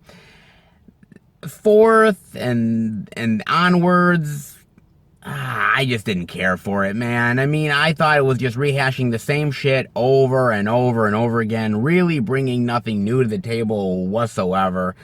And I just thought it got less and less effective. I mean, the problem with the Paranormal Activity movies, as with any franchise, is that the more successful you get, the more movies you make, and then you have this whole storyline and arc and mythology, and then how do you pay any of that off? All the big sort of mysteries suddenly have to become reveals, and then it just turns into like this lame over explanation and trying to wrap everything up, and it just becomes a real clusterfuck. And at a certain point, the answers become really lame. Like, you had such a high hope for things, and then once you start to see some of the explanations, you're like, it was that? Really? Yeah, it turned into that, man. And I was like, oh, that's not good, dude.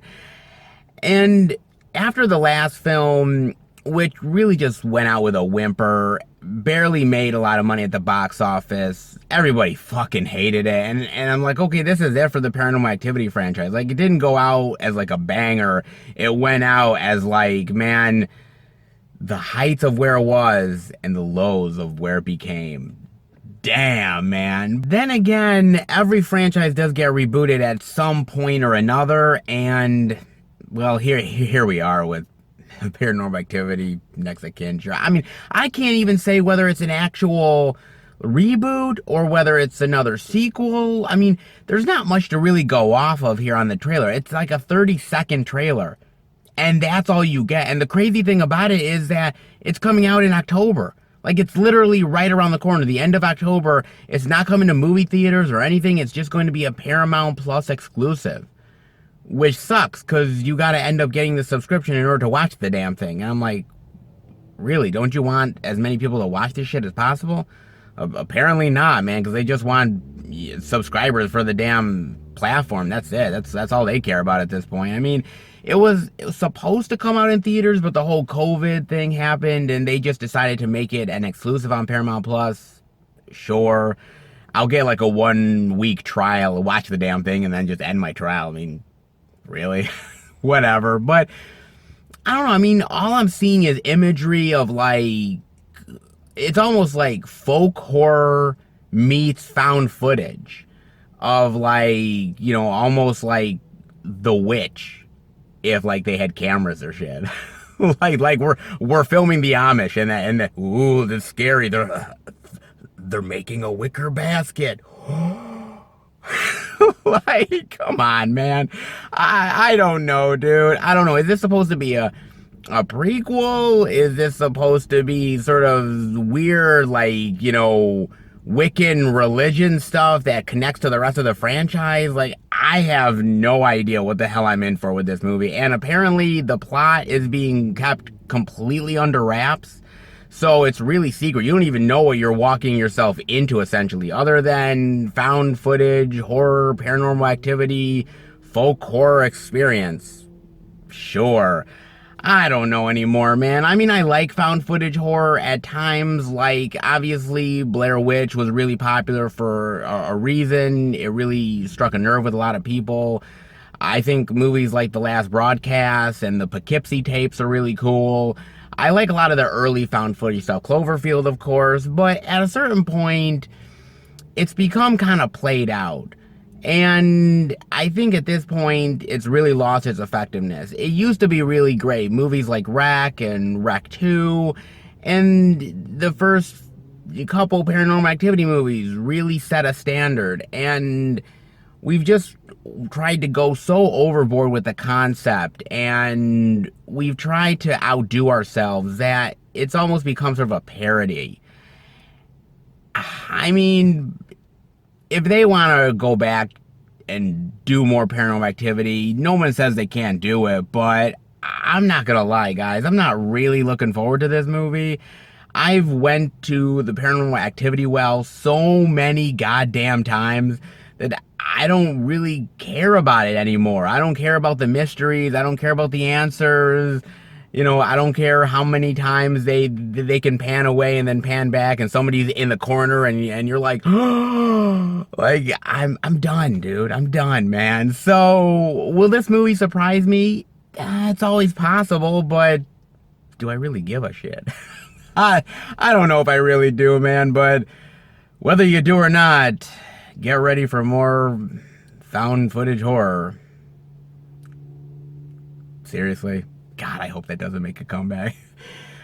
But they're going to try their damnedest. We'll see how it turns out, guys. Let me know what you think about that. In the meantime, let's head into the third location, the second Walmart, and hopefully some goodies worth checking out. Ah, yes. Back in at the second Walmart, and man, oh man, what a week away we'll do, huh? I mean, one week we didn't have anything, another week we had quite plentiful indie love indeed. The next week, zippity-doo-dah, and this week, oh my god, this week, oh, the bizarre oddities are definitely on display, baby. There is so much indie love to show off. It's coming up our goddamn ears, and I'm loving every second of it, baby. Oh, it's gonna be quite plentiful. So you know what that means. We are gonna head back to Film Fan 108 headquarters, where you, Seth, yes, you get to show off all the physical media love. I bet you can't wait.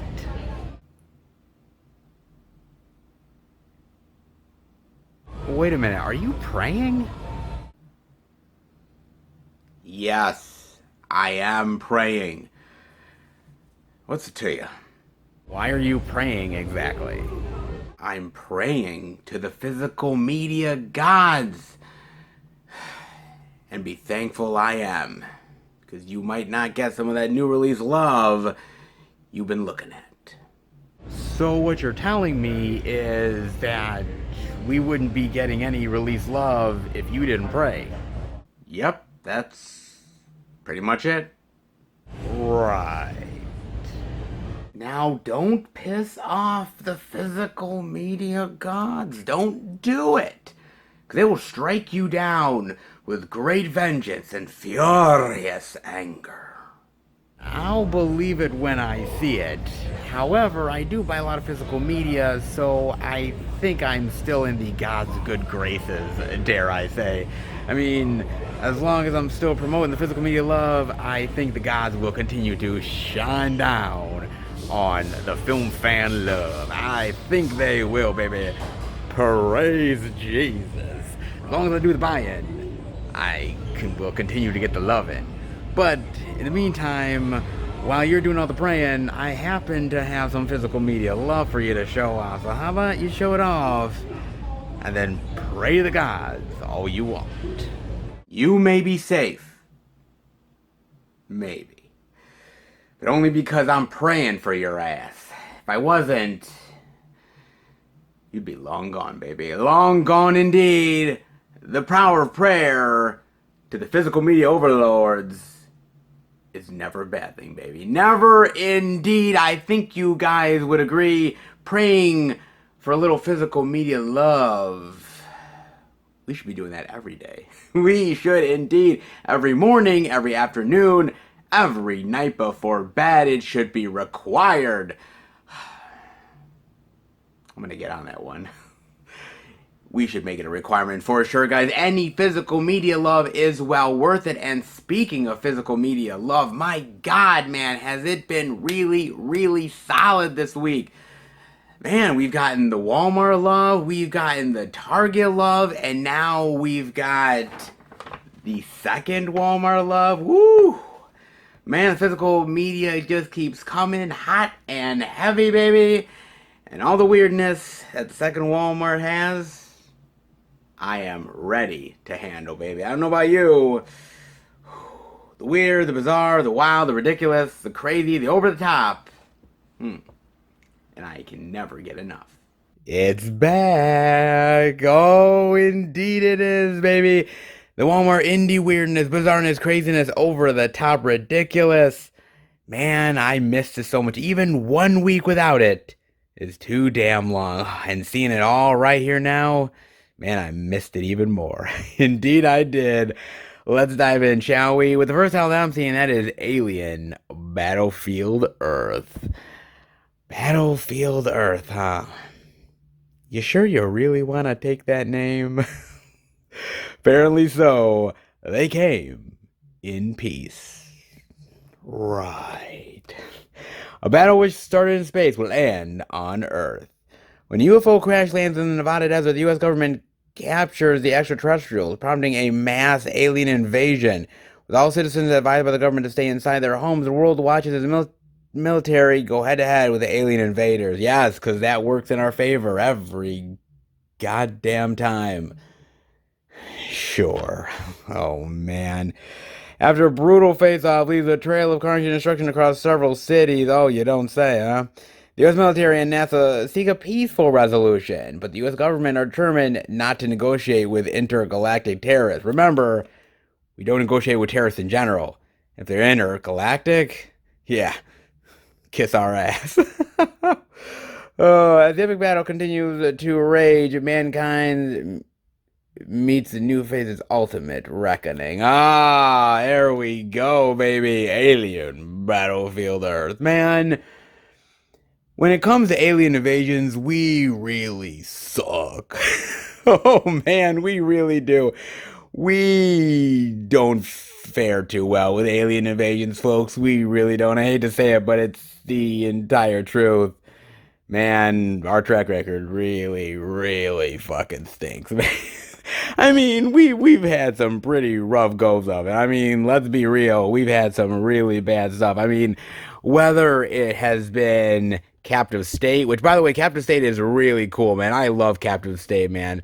I just love the idea that the aliens took over our world, but yet had the corrupt politicians stay around. God, that just seems way more realistic than it should be. I love that one. Of course, you also have, oh yes, speaking of Battlefield Earth, oh baby, yes, aliens came, conquered us, invaded us, and basically brought us back to like the fucking Stone Age. Oh man, fighting each other, grunting, and eating rats. If alien Scientologists weren't bad enough, we could always go with space Nazis. Oh, God, no. No fucking way, man. My Jewish ass is not gonna take this shit, man. Fuck no. Damn, dude. Man, I am not dealing with space Nazis. You can kiss my ass, man. No fucking way, dude. I mean, if space Nazis don't get you, well, they could always just take out the White House. Damn, man. Ah, they almost won the day, didn't they? They almost beat us. If it wasn't for Will Smith and Jeff Goldblum, ain't gonna lie, man, if I had to pick two guys that were gonna save the day, one fast-talking, badass pilot, and one real geeky motherfucker.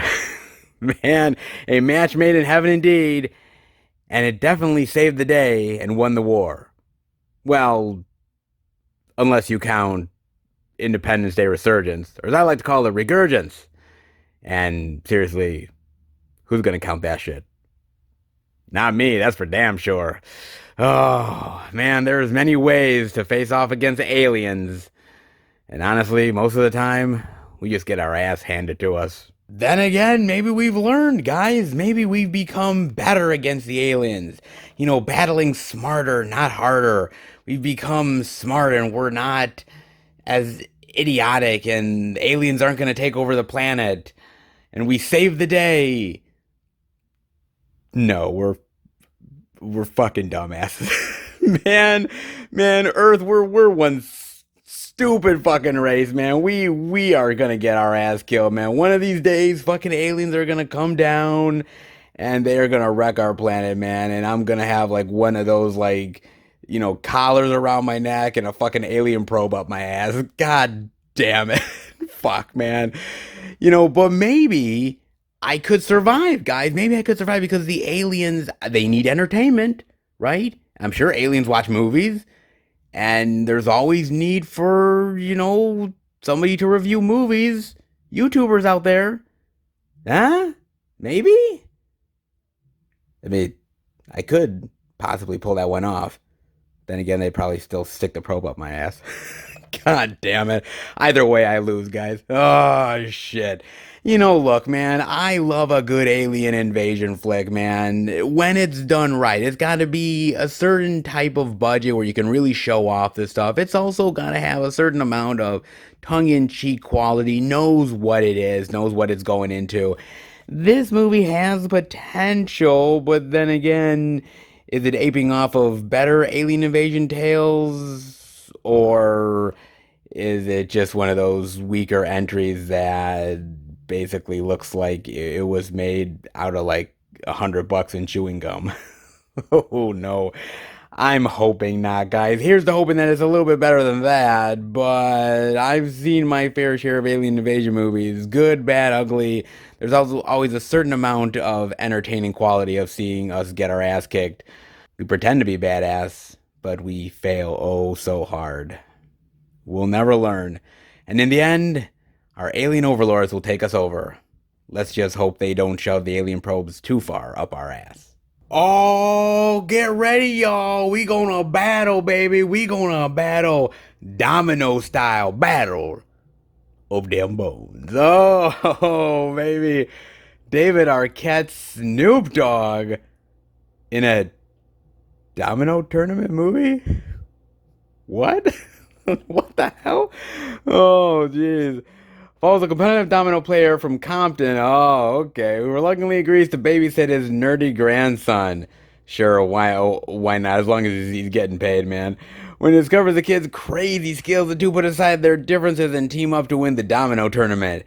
They ain't the only team bringing their A game. Heavy hitters from every block throw down, each with a special trick up their sleeve. Oh, man. Not only we going for a block party, baby, we going for a domino block party. Oh, man. Oh, seriously? They have domino tournaments in the Compton? Really? Oh, okay. That's news to me. Oh, man. And why the hell is Snoop Dogg doing here, man?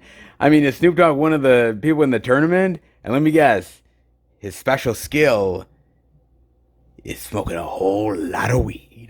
Oh, man. Oh, God, man. Damn. This is so weird to me, man.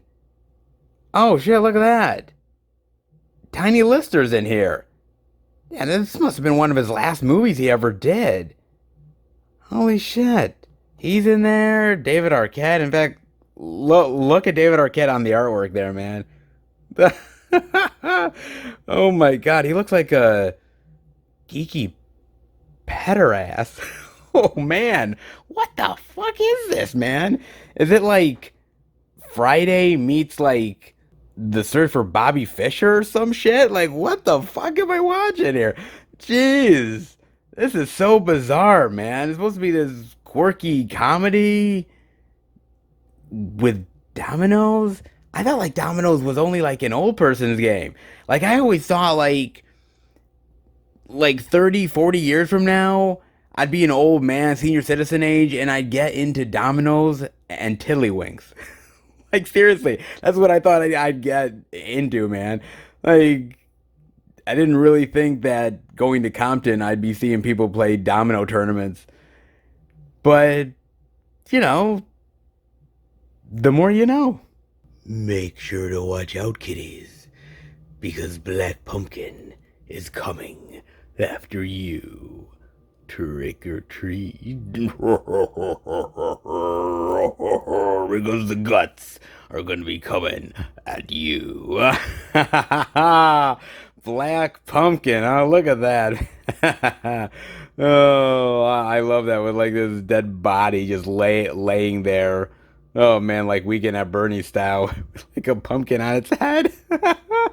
Oh, so cool. Oh man, whoa. Holy cow, what is this? Yo, October 31st, 2018, two preteens in a small town accidentally awaken an evil that has lain dormant for decades. They are forced to survive through a terrifying Halloween night of cat and mouse from the monster known as Bloody Bobby. Oh, really? Oh, this is kind of cool. I'm not gonna lie, I like that, man. Sort of a twisted but fun adventure surviving this evil entity and all the crazy wild hijinks and trying to defeat the evil. I kind of like that, man. An interesting one for the Halloween season. I love Halloween, man. One of my favorite holidays of all time, man. I think that holiday is the best one of them all.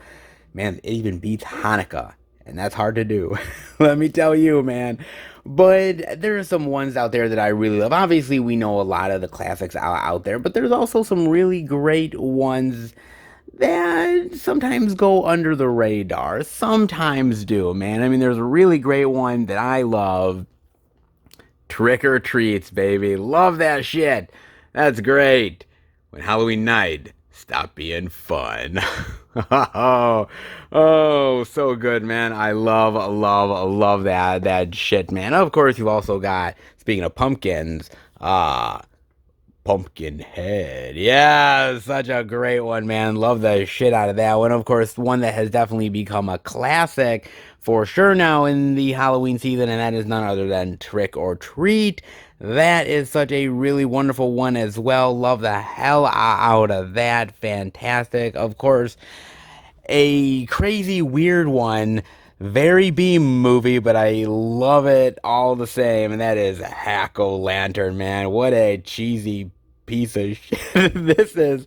But goddamn, is it fun, man. Really fun indeed, man. I love the shit out of that movie. Of course, you cannot forget Halloween as well. Oh man, so many really great, wonderful Halloween movies out there. Love them. Have so many in the collection, man. Could this become another underground Halloween classic? It is quite possible, man. Not gonna lie. I mean, I love the visuals here. Oh, look at that evil thing with gigantic teeth. Oh, shit. This could be cool, man. This could be really fun. It really could be. I mean, there is some out there that I've really enjoyed that will become Halloween classics at some point because they're just that great, man. I mean, another one that comes to mind is, of course, the WNUF Halloween special, which is fantastic as well. So there is so many really great Halloween movies out there to really dive into. The lesser known ones, the more high profile ones, there's so many really great ones, but it's always cool to give some love to the newer ones that maybe are on the fringe. People don't really know them as much. This one looks kind of fun. I kind of dig the imagery here and the synopsis and the setting. It's cool. However, I'm not gonna lie, if you're thinking preteens are gonna save your ass, boy, you are thinking twice. Not gonna lie, man. I mean, they're preteens. They haven't even figured out puberty yet. Do you really think they're saving the day? Listen, how about you end up having your parents teach you the birds and the bees, grow a chest hair or two, and then maybe you can join the Monster Squad. Until then, leave it to the experts. Well, shit. This little girl is gonna regret putting her tooth under her pillow. Man, that's for damn sure. Holy shit, I love that cover, man. She's messing with my face. Oh my god. Man, what a nightmarish cover. That's so cool. Tooth Fairy, Last Extraction. Open wide. Oh my god, this is great. Oh shit. Oh lord, man. Man, that'll make any kid think twice. Oh, that's goddamn sure. Woo! Oh my god. Ooh. My god, man, that chick's seen better days. Oh shit. Now in his 40s, with a teenage daughter, Corey has repressed the horrors of his past encounters with the Tooth Fairy. Well, I'm not gonna lie, I repressed mine too. Seriously, only a quarter? I mean, my tooth really is more than that. I mean, give me a goddamn dollar at least. Fuck, man. It, with the Tooth Fairy, his fate is intrinsically linked to the monster, though, and she has set her sights on his bloodline. Damn! Not only is she willing to fuck with him, but she's willing to fuck with his kids, too. Oh, man. Man, this is one vengeful bitch. Oh, my God, man. Jeez. Oh, Lord. I don't know if this movie could even come close to that cover. I don't know, dude. Damn. We've seen some really great covers on these indie films, and then you see them, and they're like complete and utter dog shit. Man, they really are. I don't know whether this is or not, but man, I'm really getting that vibe. What the fuck is up with that chick? She's got like needles in her face? The hell? Oh, and I love that little kid. Oh, look at the blood coming out of her mouth. He's literally screaming. Oh my God. Seriously, you're gonna really need to give her more than a dollar.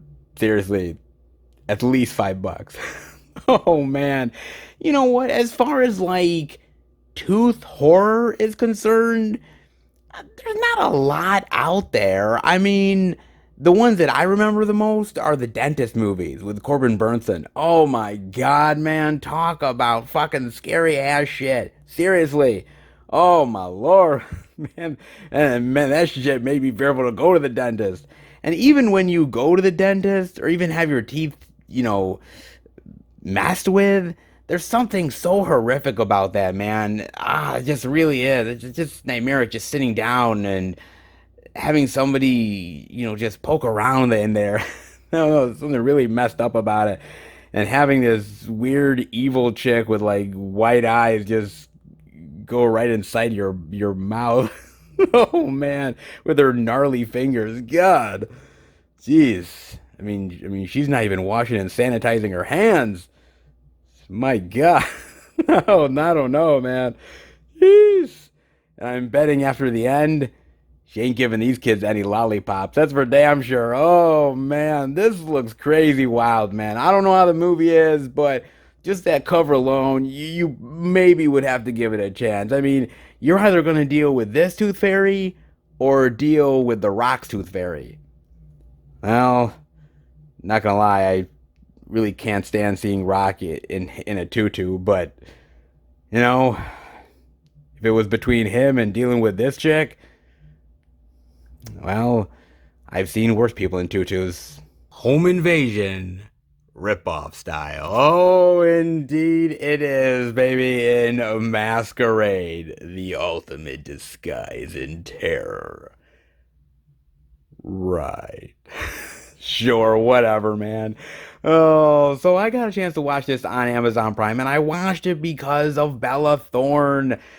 I'm not gonna lie, man. I mean, Bella Thorne's good looking, and I'm like, okay, I like home invasion films, and Bella Thorne's, easy on the eyes. So what the hell, man? Why not?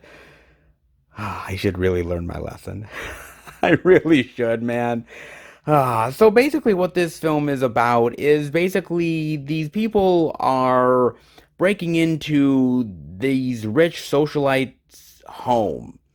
And they're doing it to steal these paintings, basically to make a lot of money off of these original art prints. And there's a little girl that's home, and she's trying to get away from them. They're trying to catch her and trying to steal the art prints at the same time.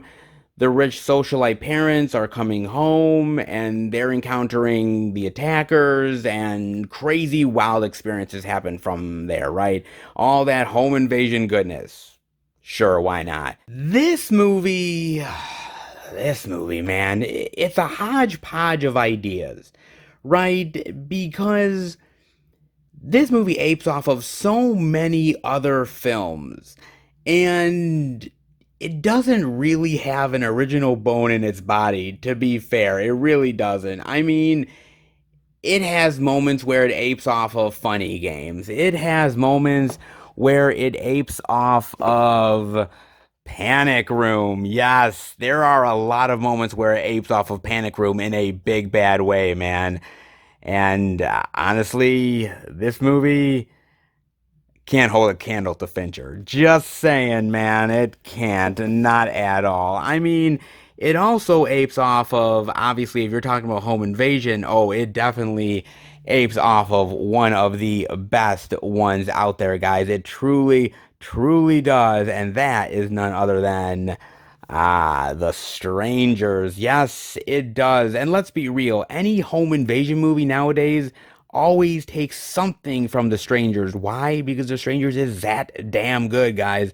And everybody apes off of the best, and The Strangers is one of the best. That is for damn sure, man.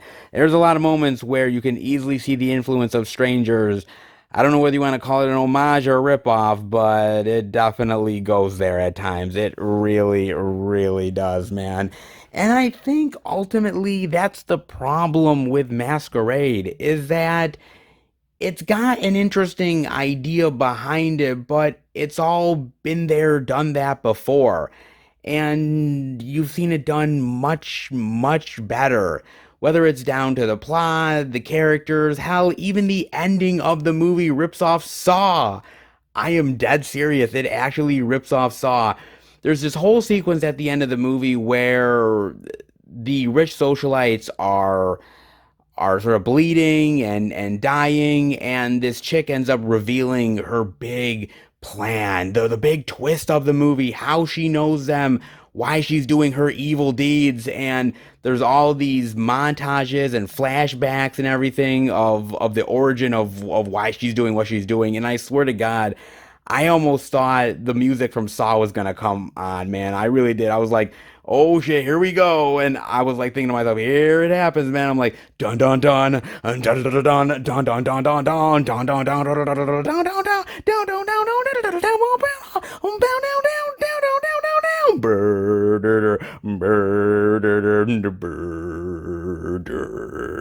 it's like, oh shit. I was like, oh god damn, man. I mean, shit. They're raping off of everybody, man. God damn, dude. And let me tell you, the Jigsaw Killer, Bella, man, you don't even come close. I mean, you're better looking, but not as clever. Put it that way, man. I mean, the problem is it's hard to root for any of these characters. You don't really get to know them. They're all typical stereotypes. The rich people are just your typical socialite people. They're they're just stereotypical. There's nothing really fascinating or interesting about them. The actual killers themselves, I like the idea of what they're trying to do, but you don't really get to know them. They're wearing these blank, sort of black masks, and you don't really get to understand why each of them are doing what they're doing and their motivations. I mean, even in a movie like Panic Room, right? Even in a movie like that, I mean, yes, the killers are evil and sometimes stereotypical, but you get to understand their motivations, why they're doing what they're doing, and sometimes they're good people caught in a bad situation. And sometimes they're just evil for evil's sake and they're just absolute scumbags, but you get to understand them and why they're doing it. And it makes so much more sense and you get to engage with them.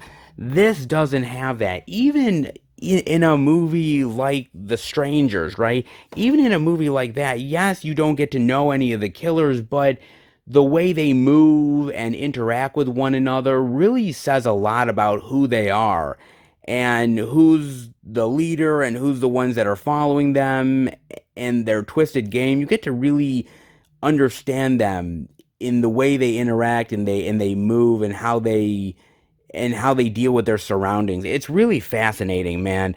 Unfortunately, you don't get that with any of this movie, which really does suck, man. It becomes predictable, it becomes mundane, it becomes average, and that's a damn shame. I mean, even the end motivation with, the female who reveals her dark true intentions, I was like, really? That's the reason why you're doing this? I mean, shit, why didn't you just go to a therapist? I mean, you'd rack up a hell of a lot of therapist bills, but you're not killing nobody, so I mean, that's a plus. I mean, seriously, man. I mean, damn. I mean, if Tony Soprano can go to a therapist, you know, why not you? I mean, seriously, man. More messed up people have gone to therapists. Honey, you're no exception. I mean, come on, man. It just, to me, it felt like same old, same old. And unfortunately, with home invasion movies, you've pretty much seen the best of the best at this point. Funny Games, The Strangers, Panic Room. You've seen that stuff over and over again, man. And there's not much original content that is really out there anymore that's worth diving into. It's just the same old stuff repackaged and less effective. And Masquerade, unfortunately, is one of those movies. Interesting ideas, but been there, done that. And yeah, you got a really good looking chick in Bella Thorne, but honestly, and I gotta start saying this, guys, I don't care how hot the chick is, it's not just about the good looking chicks anymore. It's about actually giving me a good goddamn movie. And honestly, my 15 or 16-year-old self is literally shocked at me saying that, dude. Back in the day, I would have said, dude, it's all about the hot chicks. And now I just want a good goddamn movie. And honestly, as hot as Bella Thorne is, she can't even save this shit. And trust me, she's saved some bad shit before. The Amityville sequel, anybody? Yeah, she has. But this shit, honey, I'm sorry. You just can't save this. Then again, who could? The Boys from County Hill, a Shudder exclusive. Oh, and look at that vampire. He wants to make a martini out of your blood. Indeed he does. And if you get in his way, man, God help you. Man, you're going to be turned into a literal espresso. For his tasting habits. Indeed. Oh, yes, he'll take tea and crumpets. More like your blood and body parts. Yes, indeed he will, baby. Boy, that's a vampire I definitely would not want to fuck with. That's for damn sure, man. Ooh, I'm liking that. Oh!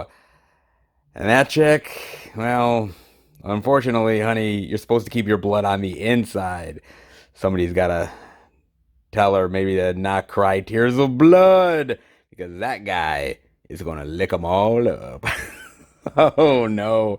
Oh, some legends can go to hell. Oh, baby, baby, baby. Now, I got a chance to watch this on Amazon Prime, and I watched it because it's a vampire movie. I happen to really love my vampire films, guys. I truly, truly do. More of an old school vampire movie fan, more than new school, but I do love my vampire movies from time to time, man. Love that shit. Of course, Lost Boys and Bram Stoker's Dracula, the original Dracula movie, and so much more. Blade, you name it. I love vampire movies. Hell, I even love Twilight. No, I don't love Twilight, guys. I almost had you fooled for a second, didn't I? I almost had you fooled saying I was gonna like Twilight. No, I actually have standards, damn it. I actually do. So no. No. Okay?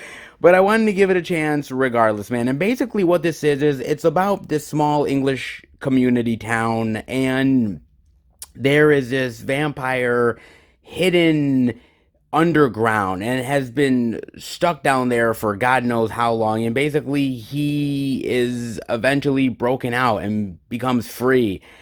And all of the craziness and the havoc that consumes this sleepy little town from there. I gotta admit, man, I didn't really know what to expect. And what basically this movie is it's a horror comedy in a lot of ways. It's basically this mundane town dealing with this extraordinary problem and the quirky characters within this town and how they deal with it. That's pretty much what this movie is. And it's got moments of drama and horror and comedy mixed all together. Sometimes it works, sometimes it doesn't.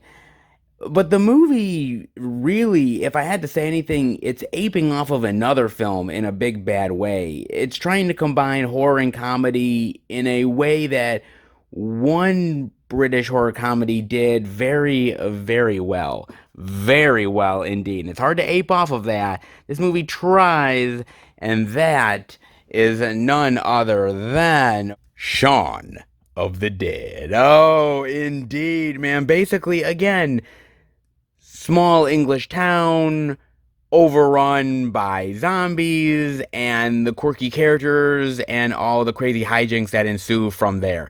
This movie is trying to ape off of that in a big bad way. It feels like they're just taking the formula and twisting it from zombies to vampires in their own unique way.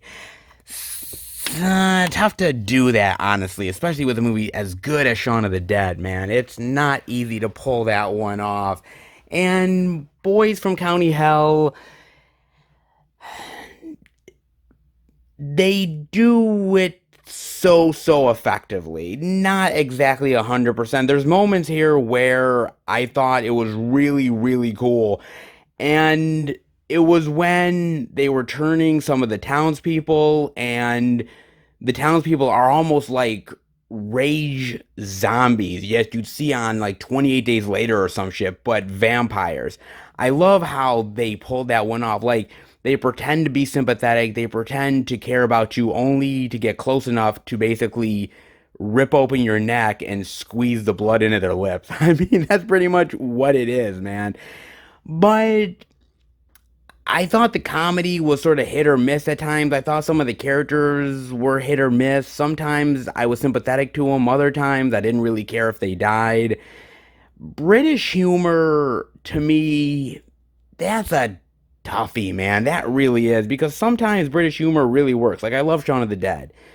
Sometimes it comes off as mundane, or sometimes I don't really get the humor. Like, as much as people really dig The British Office, I never really liked it. The British humor, I never really got, or I never really cared much for it. Sometimes British humor can really be funny and effective, and sometimes it comes off as kind of boring. I think it's how it's translated here in the States. Our humor doesn't exactly line with British humor sometimes. And I think Boys from County Hell, some of the translation doesn't entirely work.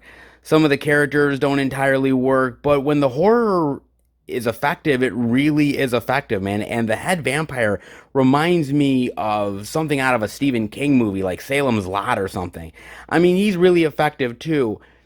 It tries its best to have a balance between the comedy and the horror, but I think the horror is so much better than the comedy is in this movie.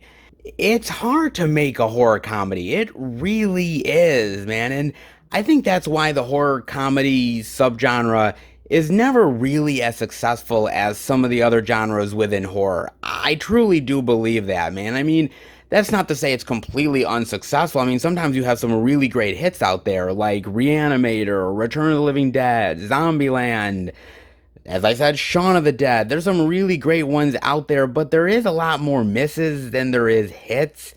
And I think the main reason why is because it's so tough to balance out the humor versus the horror. You have to have as equal of laughs as you do of horror moments, and there's not many movies that can pull that off successfully. Boys from County Hell does try, but rather unsuccessfully. It kind of almost feels like the humor was an afterthought in a lot of ways.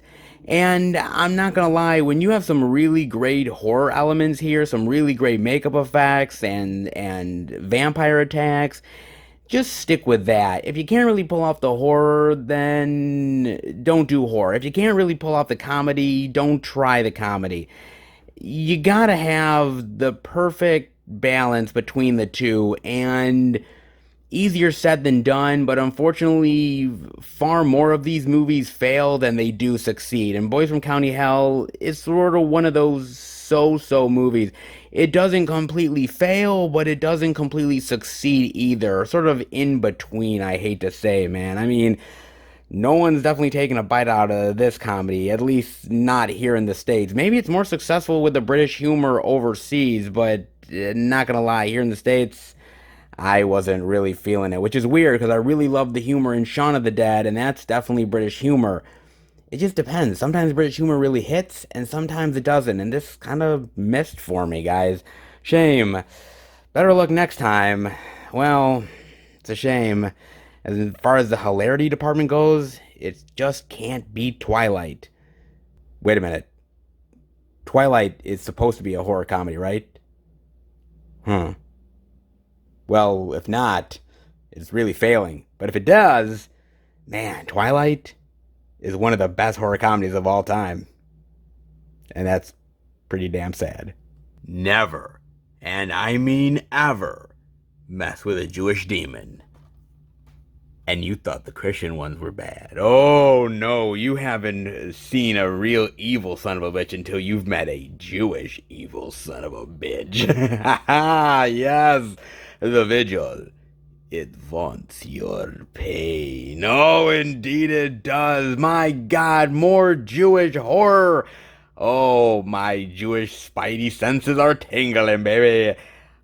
About damn time. You Christians, you take all that good shit. You really do, man. But we want a little bit of love for ourselves, man. And finally, we get some love from IFC Midnight and Scream Factory. Oh, yes, baby. Indeed we do. Oh, damn, do I love this, man. Let's dive into this, shall we? Steeped in ancient Jewish lore and demonology, The Vigil is a supernatural horror film set over the course of a single evening in Brooklyn's Borough Park. Low on funds, having recently left his insular religious community, Yakov reluctantly accepts an offer from his former rabbi and confidant to take on the responsibility of an overnight shomer, fulfilling the Jewish practice of watching over the body of a deceased community member. Shortly after arriving at the departed dilapidated house to sit in vigil, Yakov begins to realize that something is very, very wrong. Oh, indeed it is. Now, I got a chance to watch this on Amazon Prime. Why? Well, because I'm Jewish. This is horror. I happen to love horror, and it's Jewish horror, so why wouldn't I watch it, guys? Seriously, come on now, man. And this is honestly a true thing. In the Jewish community, if you're part of a synagogue or you're part of obviously a group, this actually happens, guys. For real, it is when somebody in the community dies, you have to look over their body over a certain amount of time while the body is obviously getting ready to be obviously buried or cremated, you name it. And somebody in the community watches over that body in case anything might happen. Crazy enough, but it really is true, man. And that idea alone sets up so much possibilities that how can you not love that? I mean, that just sets up a horror film in and of itself. And they took that and they really ran with it, man. And I'm so glad that they did. I think this movie is pretty damn good, man. All things considered, I think it's really cool. I love the characters here. I love the situation of this demonic entity, this Judaic demonic creature that hopped from one body to the next, feeding off of their pain and anger and anguish. And I love it. And the idea that this guy who is looking over the body, he's had so many demons in his life and so much pain that he's dealt with and has repressed. And the idea that this demon wants him. And slowly over the course of that night, the demon gets what it wants. Oh, man, does it. And it's so good. So much creepy moments here, creepy atmosphere, creepy old people. You cannot have a movie without some creepy old senior citizens, and this movie has it in spades, man. It really does. I just love moments where you're in a house, a really nice, inviting house, and how during the night the moments of silence, even a little creak in the floor could send you into this spine tingling chill that just unsettles you. The movie does that really, really well, man. And there's not many, like, typical jump scares that you see all the single time. I mean, there is a few here and there, but it's not like this crazy loud musical sting that is so predictable and gets under your skin in a lot of these predictable horror movies. There's something about the uncomfortable silence that really gets to you, and the idea that this entity is slowly but surely creeping into this guy's life and wanting to take him over, and is taking over this person's guilt and remorse and regret, and just flooding this person with so much emotion and making him so submissive to the demon. It's so fantastic and so wonderful, man. This is really a fantastic, fantastic horror movie, man. And honestly, this movie reminds me of something that came out not too long ago, all things considered. It's a really, really great horror movie. Another really underrated gem, man. And that is The Last Shift. Man, do I love this movie, dude. This is one that I found on Netflix years ago, and I really, really appreciated the hell out of this movie, man. I really do.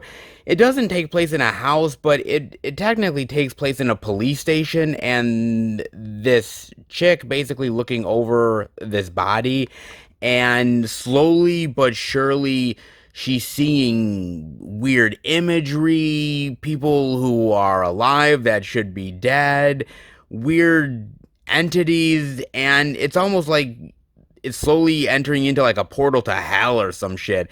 So fantastic, so creepy, great atmosphere. Love the hell out of that movie, man. This is a really, really awesome one indeed. Love the hell out of that, man. So I knew that if I loved that movie, this one was going to be definitely right up my alley. And it totally, totally is, man. So fantastic of a film.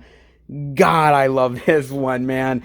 But I just love the fact that it's a horror film based in Jewish lore. And I love that so much, man. And as I said, man, you Christians have it too good, man. You got all the good shit. I mean, you really do, man. Whether it's The Exorcist or so many of these other movies, great exorcism films and demonic entities, you know, the conjurings of the world, Insidious, you name it, man. You have all the good shit. The Jews, man, we get the short shaft all the goddamn time, man. We really do. There's not many Jewish horror films out there. There really isn't. Like, there was that movie, The Possession, with Jeffrey Dean Morgan, which was not bad. Wasn't exactly great, but it was just okay. I mean, you have that one. Another really great one that I really love, vastly underrated, but hopefully it gets more love, and that is none other than, oh yes, Hanukkah. Oh, prepare for a festival of fries. Oh, yes, man. One of the last movies that was ever done with Sid Haig. Yes, indeed, man. What a really, really great movie this is. A horrifying new tale of horror. Oh, it's got all kinds of puns, man. This is honestly a really good movie, man. Basically, it's technically kind of like a slasher movie, only based in a lot of Jewish tropes. Very, very interesting movie, which I really enjoy. Not the best slasher of all time, but what do you expect with a Jewish slasher? We don't really have much of them in the world, guys. So it was kind of unique and genuine for what it is, but such a really phenomenal movie that I really appreciate as a Jew, that we actually get some shit that kind of appeals to the Jew in everyone. Don't you really love that shit? I do.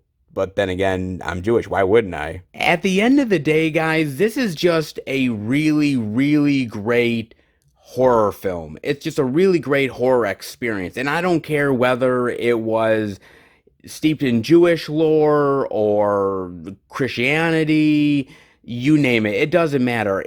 As long as the movie is good. I appreciate the fact that they go out of their way to really showcase the Jewish lore and the ways of being Jewish and the traditions and flip it on its head to make a really effective horror film. But at the end of the day, they could have done this and it could have turned out to be shit. And I'm going to be honest with you guys. If it's shit, I'm going to be real with you. But this turned out to be a really great, pleasant surprise, man. Truly, honestly was, man. I mean, such great atmosphere, great acting. I think the scares are really effective. And, when the entity is coming at you and you get to see the entity in its full form, man, that shit is terrifying, man. And you thought the Christianity demons were bad, dude? You ain't seen nothing yet, man. Boy, us Jews, we got some demons, man, and they are fucking terrifying. They truly are, man. I'm gonna tell you, man. We really need more Jewish horror in our lives, because if it's as good as the Vigil, fuck, man, I'll take a hell of a lot of this, man. Damn. I'll take more of what this movie's giving me. That's for damn sure, dude. It wants your pain. It can have it all it wants. As long as I get a cool experience like this, man, give me more Jewish horror all the do-da day, baby. Editing horror films can be a real killer. Oh, indeed it can, baby. You can't cut beauty. Oh, and horror movies are so beautiful. Why would you want to cut anything out of it? If you do, terrible things will happen. Oh, in Censor. Oh, man, do I love that cover, baby. Oh, I so do. That is great, man. Oh, so good.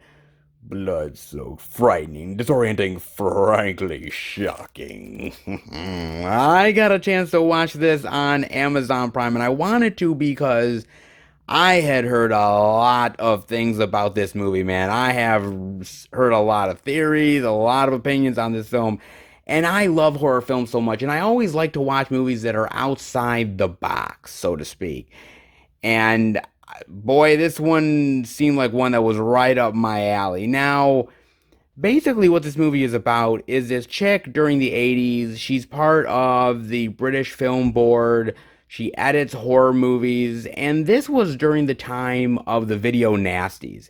If you remember that time in Britain, all those many, many, many years ago, it was a time where the MPAA and the British Film Board, they were really stepping in and censoring these horror films in a big bad way, man. It was the whole thing of it was bad for society, it was bad for kids, it was ruining our youth, you name it. They were coming up with all kinds of excuses, and they were editing films down so badly, man. They really were. And the video nasty era was one of the most like really heavily edited times, man, where basically they were either editing them down to barely nothing or they were banning them in the UK altogether. If you've never heard of that with the whole video nasty times, look that shit up, man. It's fascinating. It truly is, man. And so this movie takes place in that time period. She's editing down these movies. She's a very conservative woman, and she's somebody that is proud to do her job and wants to keep these horror films away from the impressionable youth of Britain. She's proudly doing her job and taking out the nastiness one cut at a time. And you learn that she has a very interesting backstory. She used to have a sister. Something happened with her sister. She's missing. She believes that she's out there somewhere. She'll find her eventually. But everybody else is like, yeah, she's gone. She's been gone for a long time now, and we just gotta finally come to the conclusion she's never coming back. And then one day she's watching this movie that she's got to edit, and she looks at this woman who looks eerily similar to what her sister would look like. And suddenly she is on a search to see if this woman that's actually in this horror film could potentially be her sister, and all the crazy complications and horror that goes along with that. And my God, man, this was such a wild experience. This truly was, man. And I loved every single goddamn second of it. I truly did, man. I thought this was really genuinely creative, imaginative, extremely interesting, and dives into some really dark and twisted elements that I so love. The idea that you're editing these horror movies and suddenly you find yourself in one. That is fantastic, man. And I love the juxtaposition of that. I love the idea of the tables being turned. Love that, man. And I think the acting here is brilliant. I think the horror elements are really twisted and really dark and completely over the top in the best ways possible. It really is, man. I mean, does it go a little over the top at times and maybe too grand, and maybe you should tone it down a little bit, especially towards the end? Maybe, but it sort of crescendos in that really great sort of grand horror way that only a really wild horror experience can really give you, man. And this one does it great in spades, man. And I love the hell out of that.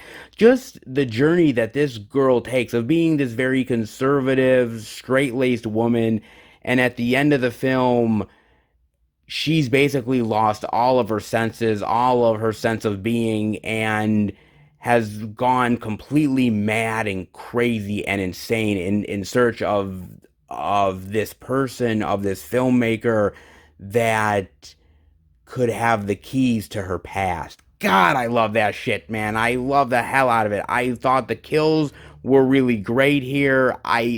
Love how over the top they are, gory. I mean, you don't get a lot of blood and gore, but when you do, it's extremely effective. I love that so much, man.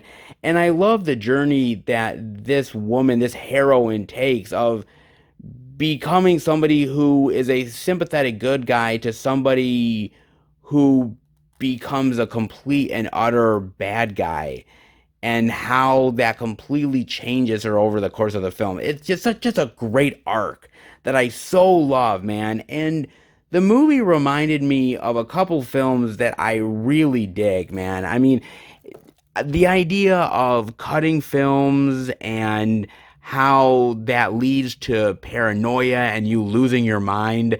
There's some really, really great films out there. Like The Editor. Yes, The Editor is so great. He'll leave you on the cutting room floor. Oh, yes, man. I really dig this movie, man. Love it so much. It's basically an homage to a lot of those giallos back in the day, the Italian ones, basically an homage to Bava and Argento. Such a really great movie. There's a lot of comedic elements to the movie, but I just love the idea of this editor gone crazy, man. Such a really, really fantastic movie. Love that so much. Vastly underrated, but such a really great film. I really dig that one. I also really, really love, oh yes, this one's a wild one, and that is none other than Evil Ed, baby. Yes. God damn, do I love Evil Ed, man. The idea that he's cutting these horror films and the horror films are getting to his brain and his mind and his imagination, and suddenly the idea that this guy who is sane suddenly starts to lose all concepts of reality and basically becomes a horror film within himself. It is so bonkers and so madcap, but it is so fucking awesome. I love Evil Ed, man. This movie is demented. It really is, but god damn it, do I love it, man. So I gotta admit, like, Censor is in a good group of films. It really is, man. There's not many films like it, but the ones that are similar to it are really fucking awesome. And this one is the same, dude. I really dig this film. I love horror films and I love the horror experience. that you can go from mild to wild in the blink of an eye, man. And Censor does that in the most perfect way. It is a little confusing at times. There are moments where you don't know where the reality begins and the horror film ends, and at the end of the day it all becomes a blur. And in some ways I enjoy that, and sometimes it feels a little confusing and it feels like it's all over the place. Sometimes it reminds me of like Videodrome in some ways, the idea that where does your mind begin and end? Where does the experience start? How did it happen? And where does it go from here? It just is such a crazy wild ride that I have to respect Censor. I really do, man. It's got so much great atmosphere, great horror moments, and it just builds to this great crescendo that you don't see coming, man. I love the hell out of this movie, man. It really is disturbing. It has such shocking moments, and it's one of those great horror experiences that really messes with your mind in the best ways possible. It really does, man. This was a pleasure to watch. Truly, truly was, man. Now, I saw it on Amazon Prime. I know it's out on DVD. Just so you guys know, Vinegar Syndrome is going to be putting this out around the end of the year, November or December or so. So if you really love the movie, if you're okay with DVD, you can have it. But if you're looking for, a great limited edition of Censor, just wait, because Vinegar Syndrome has your fix, man. This is an amazing, amazing film. I love the editor. I love Evil Dead. And you want to know what? This makes for a really cool trilogy of demented film editors.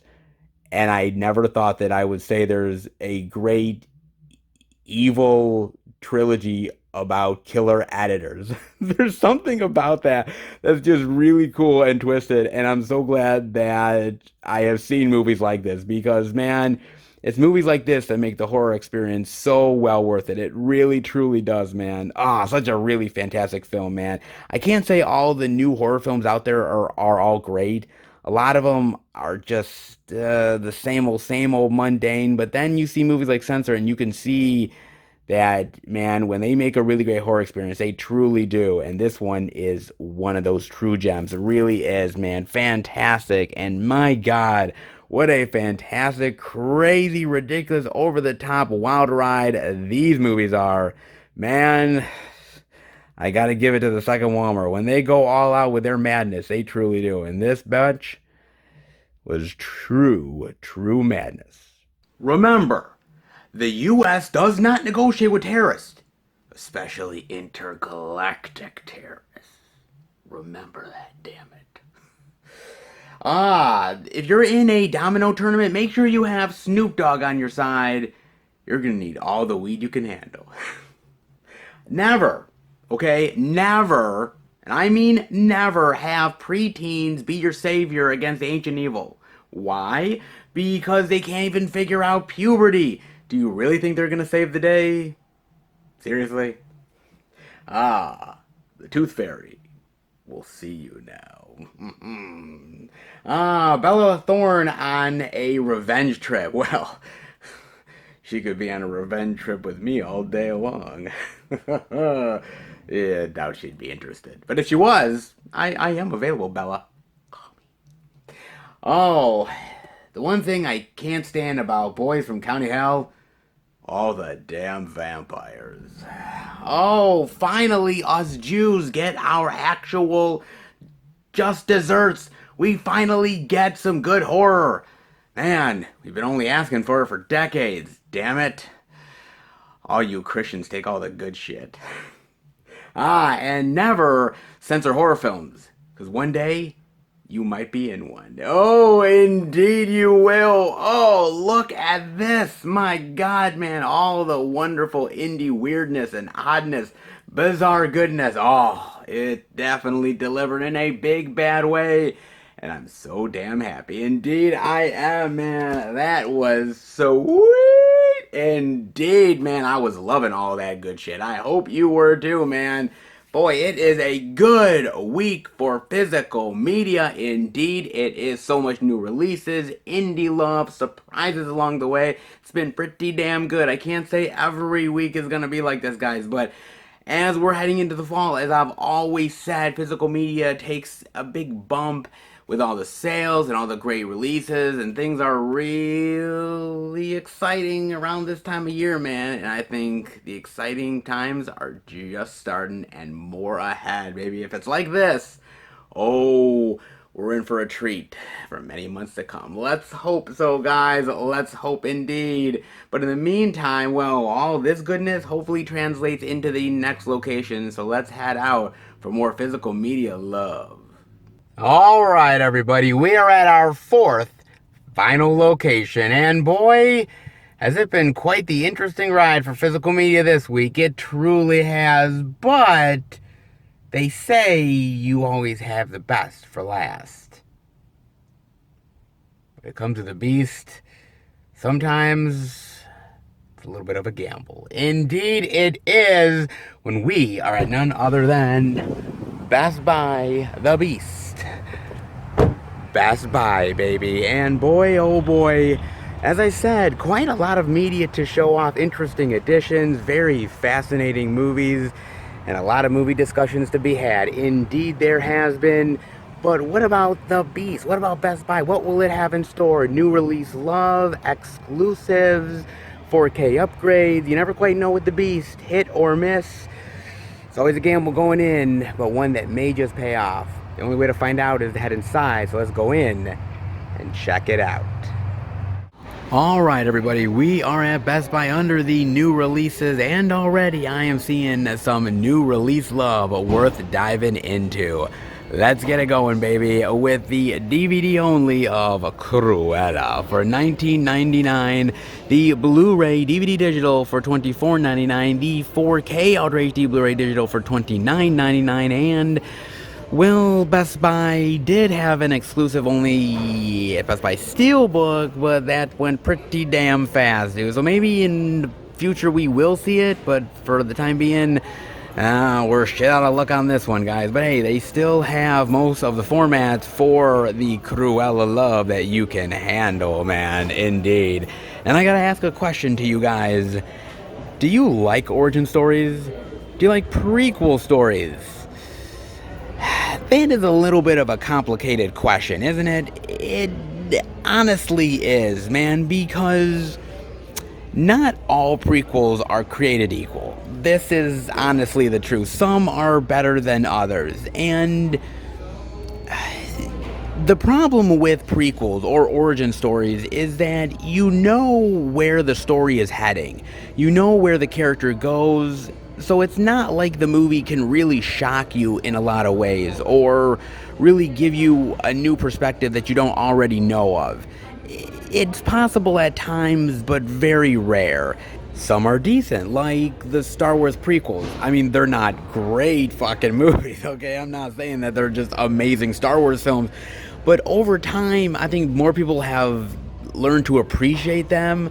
The problem is, again, you know where Anakin goes. You know what happens to Obi-Wan. You know certain things with Palpatine. You know that, obviously, that this is going to turn into the evil empire. So, you know a lot of the things that have to happen. Yes, you don't know some of the details, but overall, you know where the things are heading. Doesn't mean you still can't guess some revelatory details. You can, and they did supply some of those, but you know pretty much the broad strokes of everything. And it's the same with the Hobbit trilogy as well. I mean, the Hobbit trilogy I'm really not a fan of, man. And I think the Star Wars prequel trilogy is way better. I know I'm probably pissing a lot of people off, man, but just telling it like it is. But even that movie, yeah, there's some cool, unique things in there, some interesting stuff with the dragon and the dwarves, but again, you know where it's all heading with Bilbo, you know where it all has to eventually end up. So, again, nothing crazy, wild, revelatory about the ring or anything like that. you know where all of it heads eventually. However, there is some that do surprise from time to time, like the Planet of the Apes trilogy, that prequel trilogy. Man, phenomenal. It really, truly is. And that really blew my mind. I didn't know where some of that stuff was going within the trilogy. And I love the journey of Caesar and these other apes and the wars with the humans. And I thought it was really cool where it went, man. It really blew me away and gave me things that I was not expecting. Amazing. And then you also happen to get bad ones, like the Texas Chainsaw Massacre prequel. Seriously, why do we need more fucking Texas Chainsaw Massacre movies? Seriously, when will we learn? And I thought that chainsaw would have ran out of gas by now. Shit, I wish it had. Damn it, man. I mean, you also have the Thing prequel, which is a really sad and pale comparison to the original film. That's not even worth anyone's time.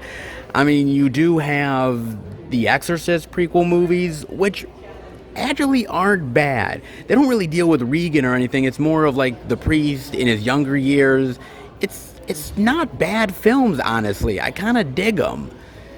Not exactly the most original movies, but they're not bad either. They're pretty interesting. I mean, you also have the alien stuff, Prometheus, Alien Covenant, which are interesting ideas, but I don't think it's been executed in the right ways. Prequels are really tough, man. They really are, dude. They can truly be fantastic, or they can be a real missed opportunity, man. I mean, one of my favorites is actually Psycho 4, A New Beginning.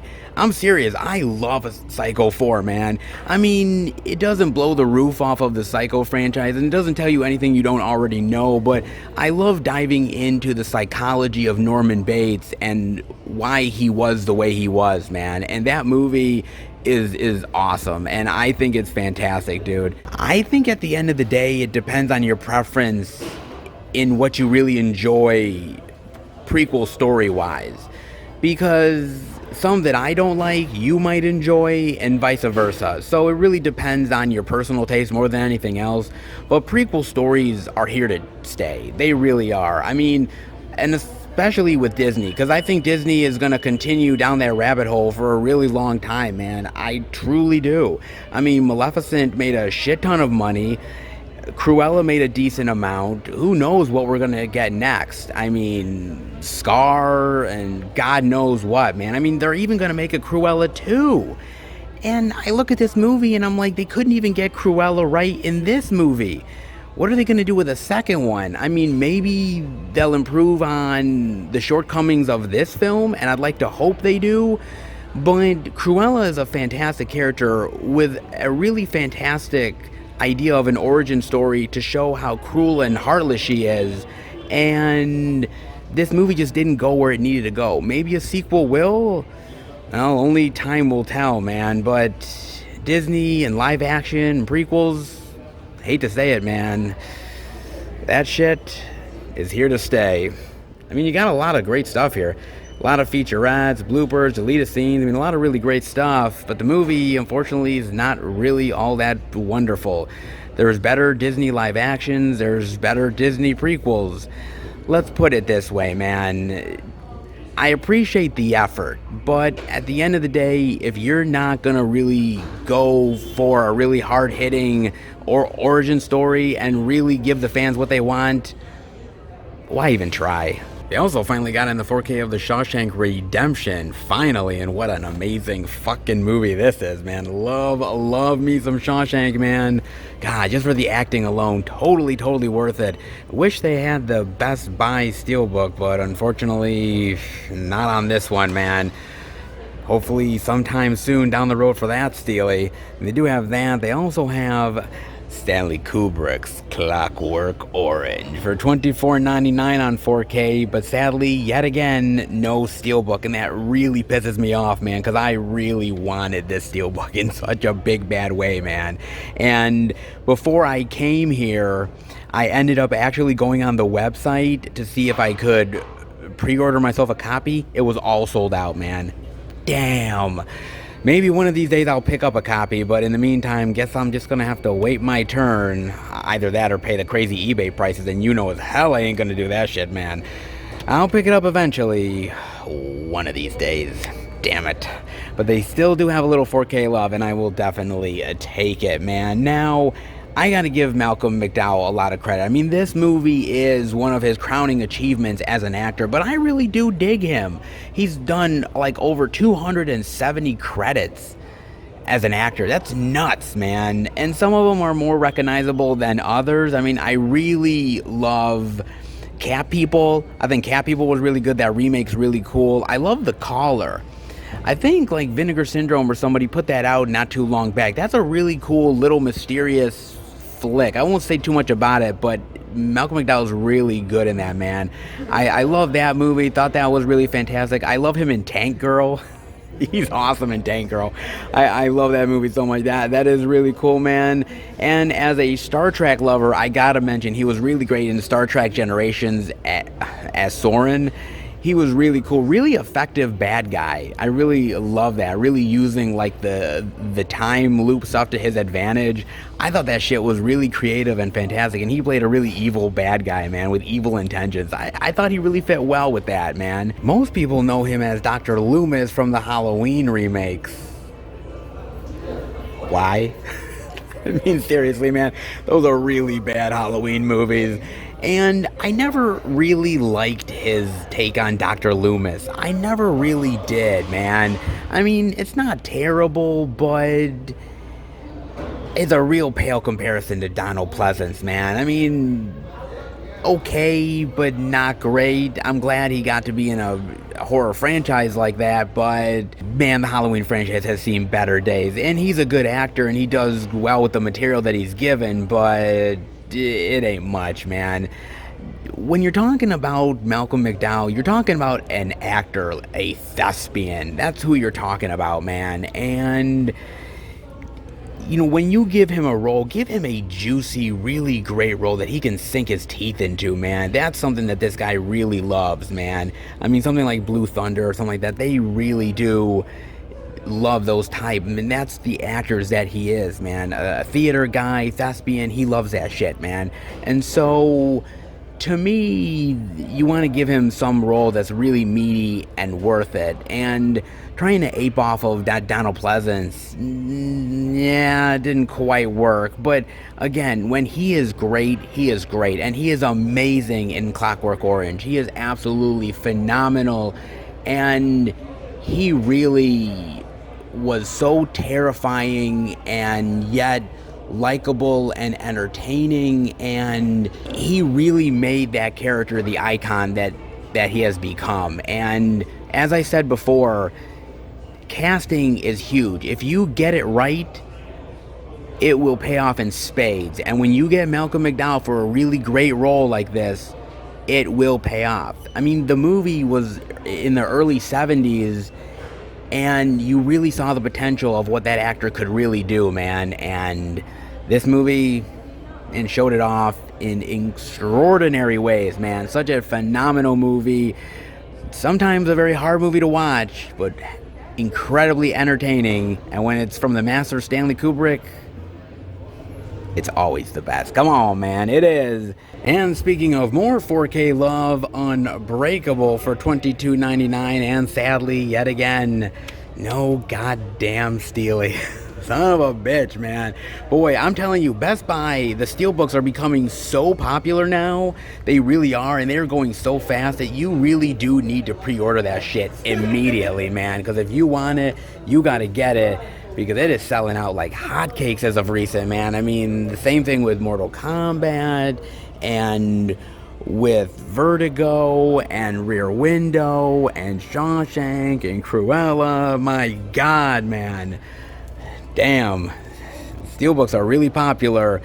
And as I said earlier, I ain't paying eBay prices. That's for damn sure on that one, guys. So I will get it eventually.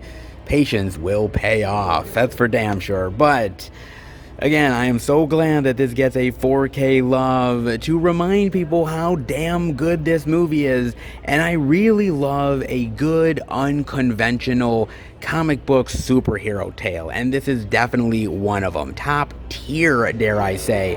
Kind of like, for instance, Chronicle. Chronicle is amazing. I love Chronicle so much, man. Talk about a really great, unconventional superhero tale that takes some really great twists and turns that I love, man. Another one that I really love, yeah, it's more comedic than anything, but I really love Blank Man.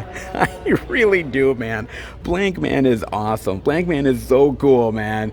God, talk about a movie that really deserves physical media love, man. That totally does, dude. Yes, it's bizarre, absolutely ridiculous, over the top, hard to take it seriously, but I really appreciate this unconventional dude, nerdy guy, becoming this superhero that no one expected, man. There's something about that I really dig, man. It just goes to show you that anybody can be a hero. Even me. Can you seriously see me dressing up in tights and fighting crime? Yeah, I'd probably get my ass kicked. I probably would, guys. But it might be worth it. You know, I could get some of the chicks, you know? Don't tell my girlfriend I said that. Oh, man. But seriously, Unbreakable is amazing, man. And I just love the great turns that the film takes. I think the acting is really well done. And I think M. Night crafted a really brilliant and creative story. I really do, man. I can't say that I love all of M. Night's stuff. Lady in the Water, The Happening. I could say a lot more, man, but when he turns it up in a big bad way, and this movie is phenomenal, man. Truly, truly is. I mean, you get behind the scenes, you get deleted scenes, featurettes, fight sequences, and much more, and not bad, man. Like I said, you could always go with the Iron Man, you could always go with the Marvel Cinematic Universe, DC love, you could go with them all. But if you're looking for something with a little bit more of an artistic touch, something that's outside the box, man, they don't get much better than Unbreakable. They really don't, man. Awesome, awesome indeed, man. And by the way, some dude, once I was finished with A Clockwork Orange, immediately came over and asked me if I was going to take it. And I said, no, dude, I'm waiting for the Steelbook. And so he completely took it, dude. So that was the last copy, man. So hopefully no one else comes in here looking for it, because that shit's all gone, man. Clockwork Orange is going to be very, very popular, man. People are really going to go out of their way to find it. And I can't quite blame them, man. In fact, I can't quite blame them with all of the physical media love so far, man. Not bad. Still haven't seen a few things, and hopefully more to come. And on the backside here, we do have more physical media love. Thank God, baby, because more is always appreciated. That is for damn sure. Let's dive in with Lady of the Manor, the Blu-ray for $15.99. And you know, when I was looking at this over at Target, I gotta admit, I was thinking to myself about how Judy Greer is really an underrated actress. Truly, man. I've loved her in quite a few things, man. I really dug her in What Planet Are You From? That Gary Shandling comedy. What a weird fucking movie, man. That is a weird one, dude. I mean, I liked her in Cursed. I thought she was pretty good in Cursed. I think she was in The Village, too. Not bad, actually. Pretty decent there as well. Of course, most people know her from Ant-Man. She was really cool in Ant-Man and Ant-Man and the Wasp, of course. But a lot of people have since found her in Halloween, the Halloween 2018 movie, and she will be in Halloween Kills as well. She is a really solid actress, really great. Not really leading star status, but a really steady hand, does a really great job, and I think she's never one to really get the spotlight, but I'm glad to see her still getting a lot of really great work and starting to get a lot more love, especially genre love like Halloween and everything, which, you know, the fan base is huge for that. So I'm glad to see her still getting a lot more love as an actress. Underrated, perhaps even overlooked, but really, really great actress, man, that deserves all the great love that she has gotten over the years, and hopefully more to come, man. Fantastic. Oh, you do get audio commentaries, featurettes. Actually not bad special features, man, for like a weird ghostly stoner comedy, man. It's kind of crazy. But definitely Judy Greer, man, is awesome. If you never dived into some Judy Greer love, please do it. She is absolutely awesome. She was awesome actually in another really great movie that is really great called Classic, and that's Jawbreaker. She was great in Jawbreaker, man. So she's an actress that always deserves a little more love. That is for damn sure. She really does, man. Now this, I was not expecting to be at the Beast, man, but goddamn is this a really great surprise, dude. The collector's edition of Dementia 13 from Vestron for $11.99. That is a goddamn steal. Holy shit, man, that is a great goddamn price. Yo, for some boutique love, don't mind if I do. Oh, man. Wow, the first film by Francis Ford Coppola. Holy shit, I didn't even know this movie existed, okay? And I'm dead serious on that. And I am a big fan of Francis Ford Coppola. Big. He's one of my favorite filmmakers of all time. And the fact that I did not know this movie existed, shame on me, but I really am interested in this film. That is for damn sure. I even love that cover, man. It's cool. Oh, man. Quintessential gothic horror. Twisted mysteries, family's deepest, darkest secrets. No match for the demented, axe-wielding thing roaming the grounds of the family's Irish estate. Cult favorite featuring Patrick McGee and Luana Anders. Holy shit. That is wild, man. So it's kind of like a family mystery drama mixed with like a slasher flick? This blows my mind, dude. This really seriously does, man. And as I said, I'm a big Francis Ford Coppola fan. I mean, all the Godfather movies, Apocalypse Now, Cotton Club, Peggy Sue Got Married, The Rainmaker, Bram Stoker's Dracula, and so much more. Damn, do I love that guy, dude. He is one hell of a master filmmaker. I mean, Tucker and so much more. Dude, that guy is a class act of a filmmaker. He's not perfect, but when he does an amazing work, he does amazing. Like The Conversation. Phenomenal, man. Phenomenal. I never knew that he directed something like this. Weird, like, family drama horror flick. What's wild about Vestron is that they're owned by Lionsgate, and Lionsgate has a huge, vast library of horror titles that people have been trying to license for years. Scream Factory has been trying to license stuff. Arrow has. Vinegar Syndrome, you name it. Everybody has been trying to license stuff from Lionsgate. They have such a vast library of things that have barely been released on physical media or never been released, man. And it's movies like Dementia 13 where I'm like, oh my god, man, this was like deep in the vaults. Wow. I mean, I'm surprised this has never really seen the light of day before now, considering it's Francis Ford Coppola, but maybe nobody thought it would be of any interest, but damn, it's of interest to me. I'm really wanting this in a big bad way, man, and $11.99 is a goddamn steal, dude.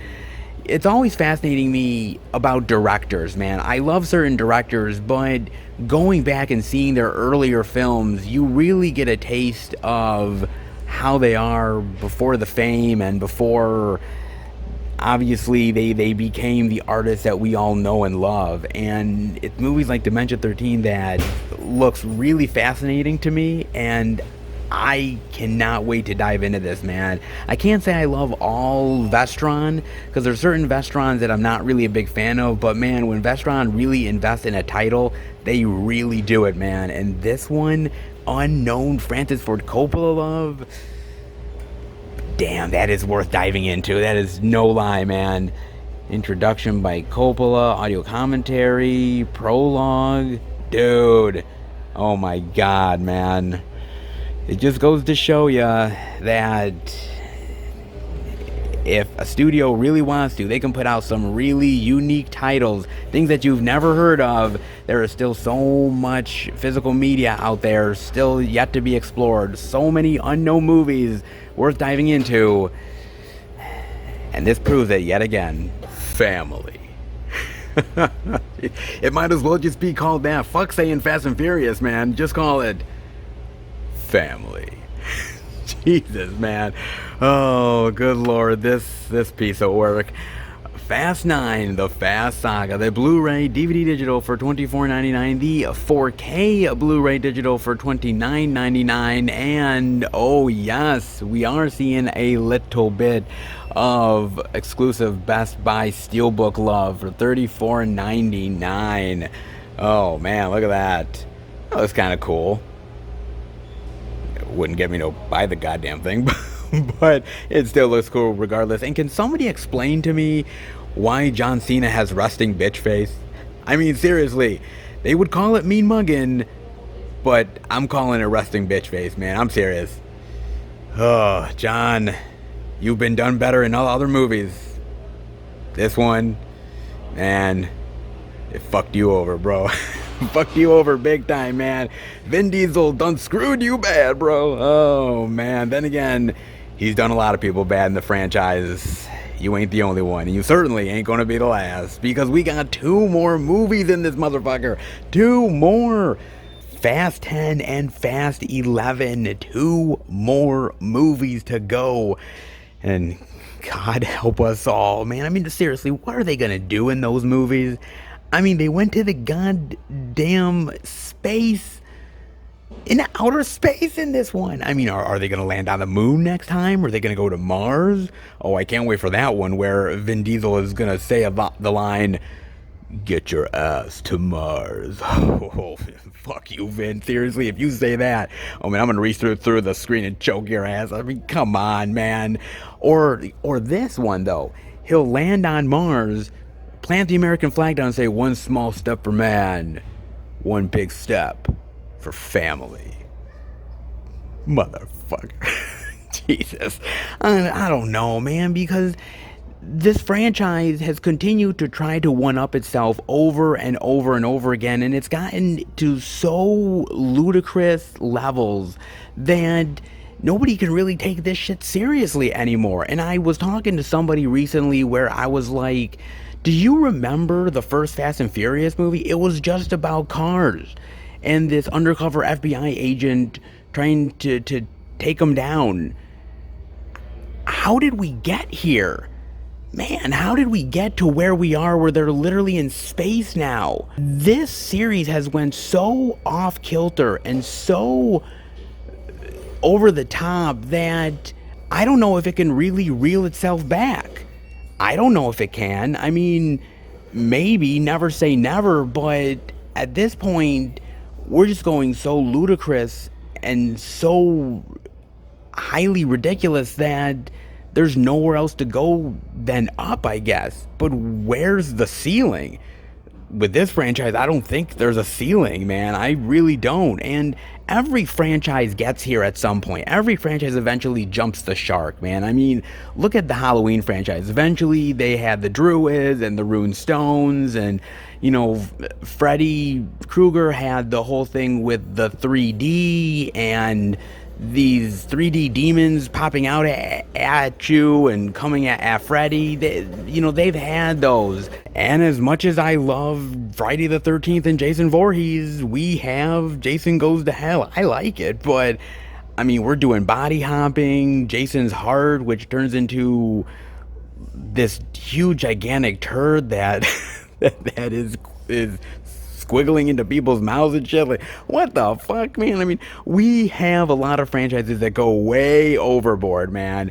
Most of them tend to be horror franchises, but I mean, eventually everything goes crazy over the top. I mean, look at Die Hard, man. I mean, in the last Die Hard movie, John McClane is practically a superhero, for fuck's sake, man. I mean, nothing can harm that guy. We go over the top eventually, man. We all do. And we all hit that point of overdoing it or jumping the shark. And Fast and Furious is here. We're here, man. This is the moment. And I don't know if it can really reel itself back, man. I mean, I understand these movies are going to make a lot of money and people are still wanting to see them. But are they watching them because they like the movies, or are they watching them because there's a certain nostalgia for the Fast and Furious series, and we're just trading off of that at this point. I think that's the honest to God truth. We're trading off of the nostalgia and the goodwill that the franchise has, because if not, this movie wouldn't have made the kind of money that it did, man. But it's making a lot of money because people want to see how crazy and ridiculous and over the top this series can go now. Literally, everyone outdoes itself, and at a certain point, when is enough enough? Well, enough is enough when we finally end this goddamn series. That's honestly, God, the truth, man. It really is. I mean, they really should have ended this at Fast 7. When Paul Walker died, they should have said, we're done. We're done. We've had a good ride. Paul is dead. We don't want to continue this. And it's a great send-off for him and a great send-off for the series. And I think I would have thought that this series is perfect. Now, with Fast 8 and Hobbs and Shaw, even though I love it, it is crazy wild over the top. And a movie like this, I think they just overextended themselves at this point, and there really is no going back now. Where will 10 and 11 go? Man, I hope they can reel it back in. I hope they can really make a great end to this series, but there was an end. It was part 7, and now we're just overdoing the fuck out of this thing now, and money talks, bullshit walks, and apparently so does Vin Diesel's bald head, because as long as this shit is making money, we're still going to be talking about family, and we're still going to be racing cars, and apparently we're just going to go total recall and go to Mars and have chicks with 3 boobs. Okay, honestly, that doesn't sound so bad. But I really don't want to see Vin Diesel do it. I really don't, man. I hope for a good send-off, but at this point, my hopes are severely diminished. I don't know what you guys think, but man, if you're expecting like a really heartfelt, emotional end to this series, man, think again. Really. I mean, you got a lot of stuff. Commentary, a lot of featurettes, the director's cut and theatrical version. You got a lot of great stuff. But seriously, man, I've seen Fast and Furious. I've seen all of them. They've had better days. And now we're just literally in jumping the shark territory. And when that happens in any franchise, that's scary. Because you don't know how low they'll go. And trust me, you ain't seen the end of Family yet. And that scares the shit out of me. And don't forget, guys, they also still have that 4K Ultra HD Blu-ray digital of the Fast and Furious 8 movie collection for $66. You do know you want it. Come on now. You do. Yeah, right. Oh, man. Look, dude, a while back, I was railing on this box set. I said, why would anybody want this? You just gotta complete the whole series and then get the complete collection set. But after watching Part 9, you seriously don't need that shit. Honestly. Yeah, no fucking way, dude. No goddamn way, dude. Take this set and just run, man. That's all I'm saying, dude. Don't finish the goddamn thing. Yeesh. If 10 and 11 is anything what 9 is, man, honestly, if I just had a box set of 1 through 7, I'd be a happy camper. Seriously. Anything after that, waste of my goddamn time. Just saying, man, it really is. Shame to say that, but this is where this series has unfortunately headed. And I'm really getting sick of Vin Diesel's bald head. I really am, man. I mean, they have that.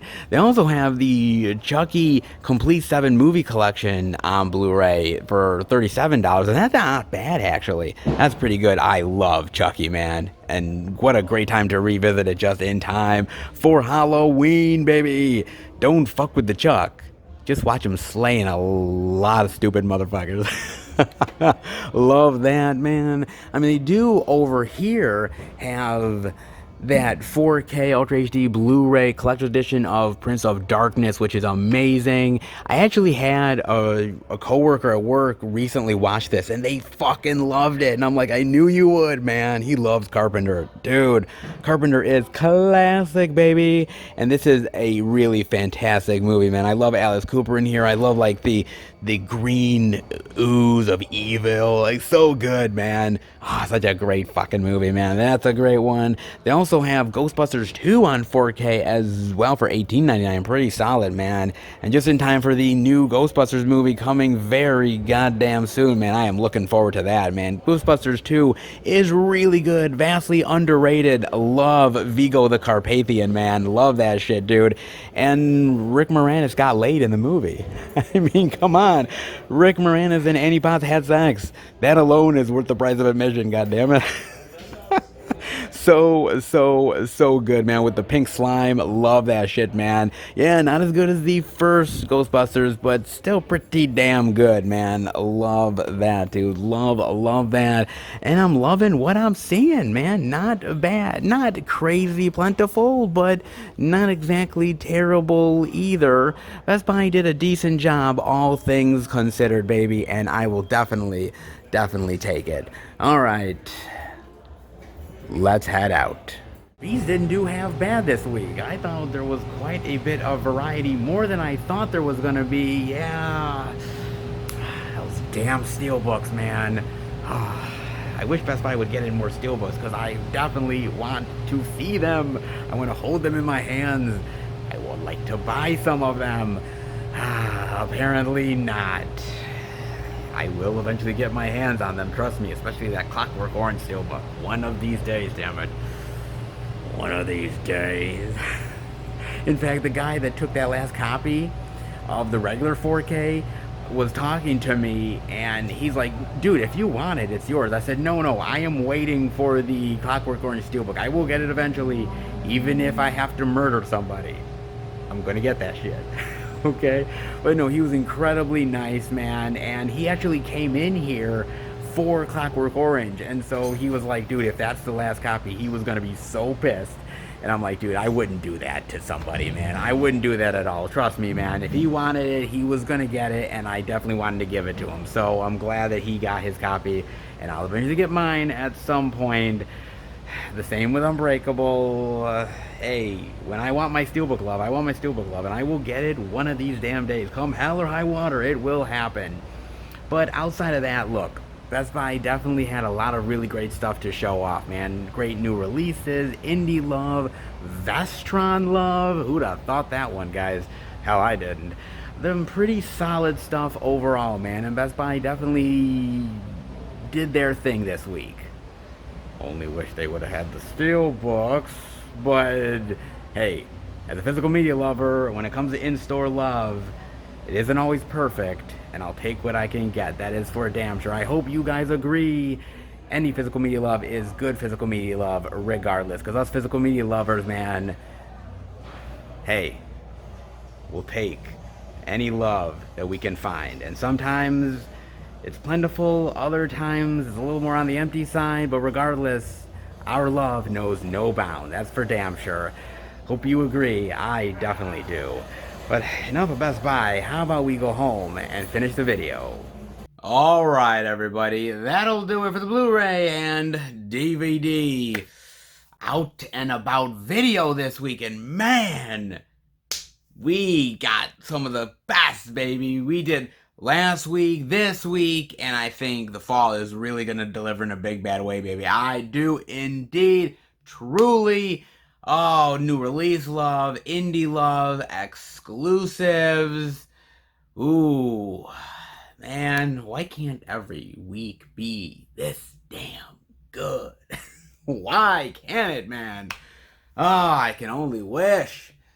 Dude, I've always praised the fall. If you go back to the videos that I've done, the out and abouts that have been in the fall, you'll know that I'm a really big fan of the fall. I'm really big fan of this time of year. Not only because, you know, we're heading towards one of my favorite holidays of all time, which is Halloween, but also because it's just a really great time for physical media, man. There are so much things that are firing all at the same time, whether it's these boutique label sales, a lot of really great fall releases, movies that came out in the summer that are finally hitting in the fall, and so much in between, man. It's really a great time to be a physical media lover in such a big bad way, and man, I cherish these weeks, man. Sometimes it's a pain in the ass to film all the stuff, but man, do I love checking all this stuff out.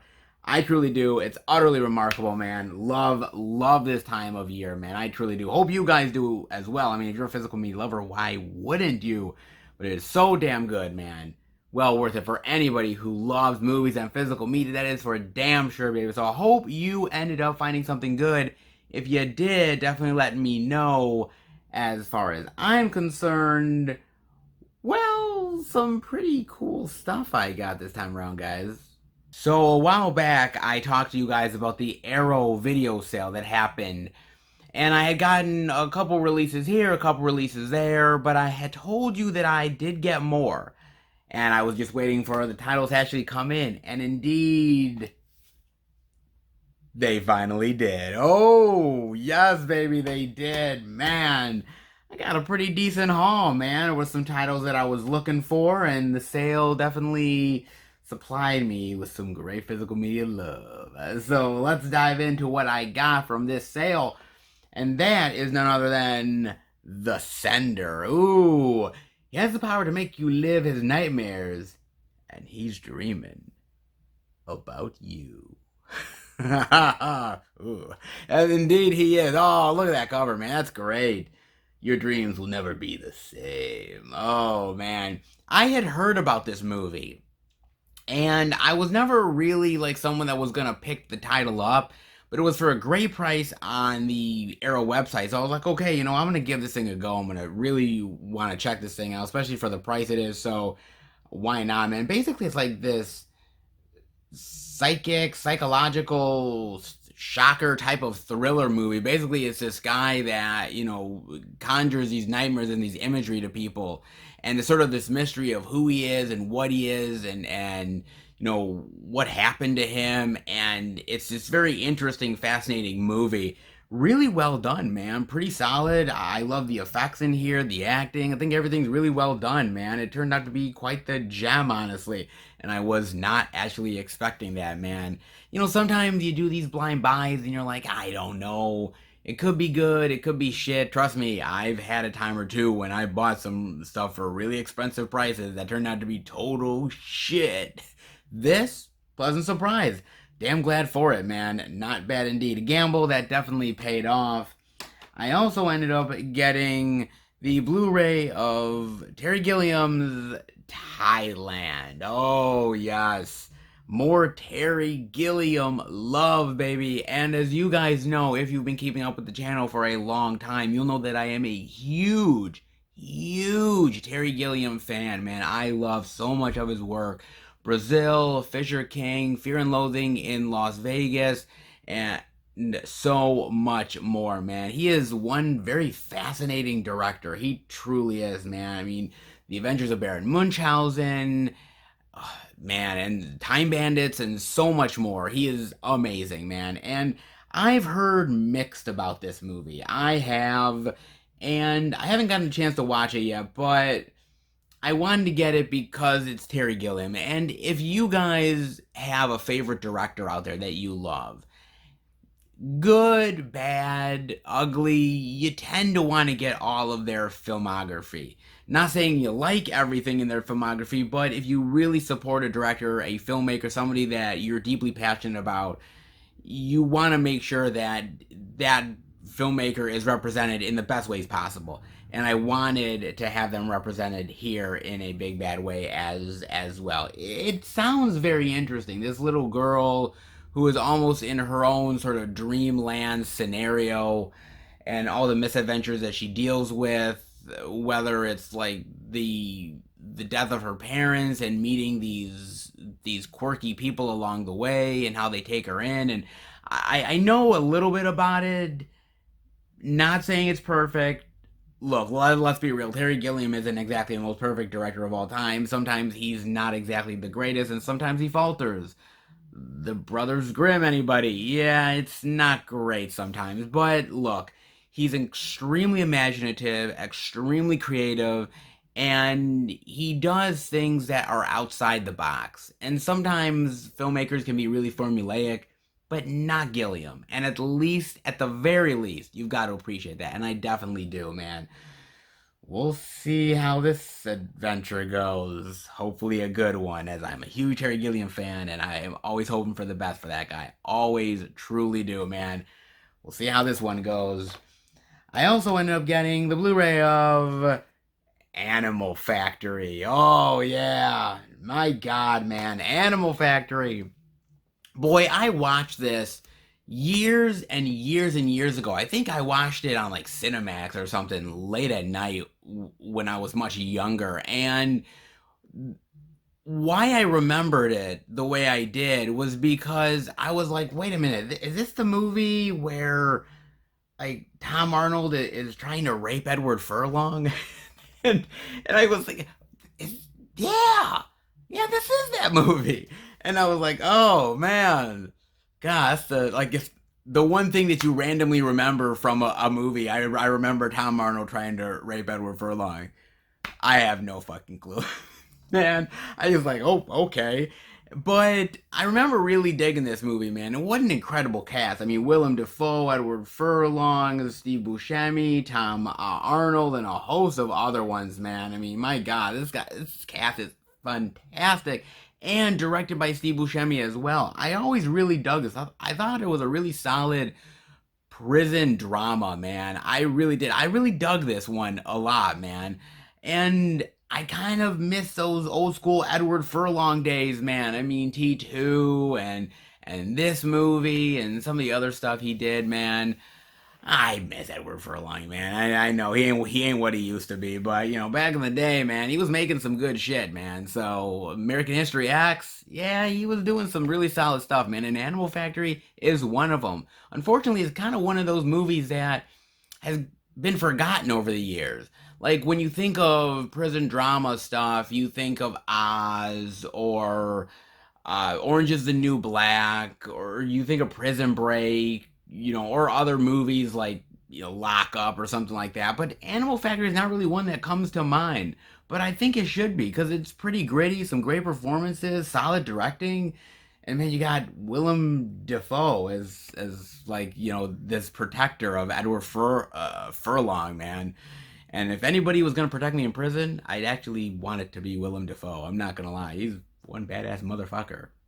Let's be real, he is, man. Oh, good to finally get this in the clutch. This has been one that I've been wanting for a while. I've always wanted to pull the trigger on Amazon or some other site, and I never did. And this came in the sale, and I'm like, dude, finally getting this in the collection. Way overdue to get this sucker. Way overdue, man. Finally getting that in. Got that. Then I also ended up getting the Blu-ray of the Boondock Saints. Oh man, oh boy, the Boondock Saints, baby. This movie, damn. You know, I gotta admit, when this movie came out, man, it really took everybody by storm. People really love this movie, man.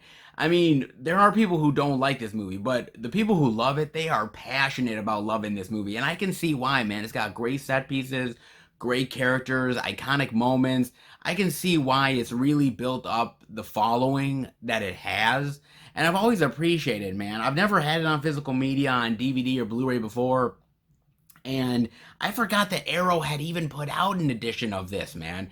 And when I was looking through the sale, I'm like, whoa, Boondock Saints, man. I was like, okay, this one's gotta come to me, to the doorstep, man. It's gotta get in the collection, man. And I wanted it in a big bad way. I think Willem Dafoe is awesome here. Norman Reedus is great. Of course, Norman Reedus, pre-Walking Dead, still badass.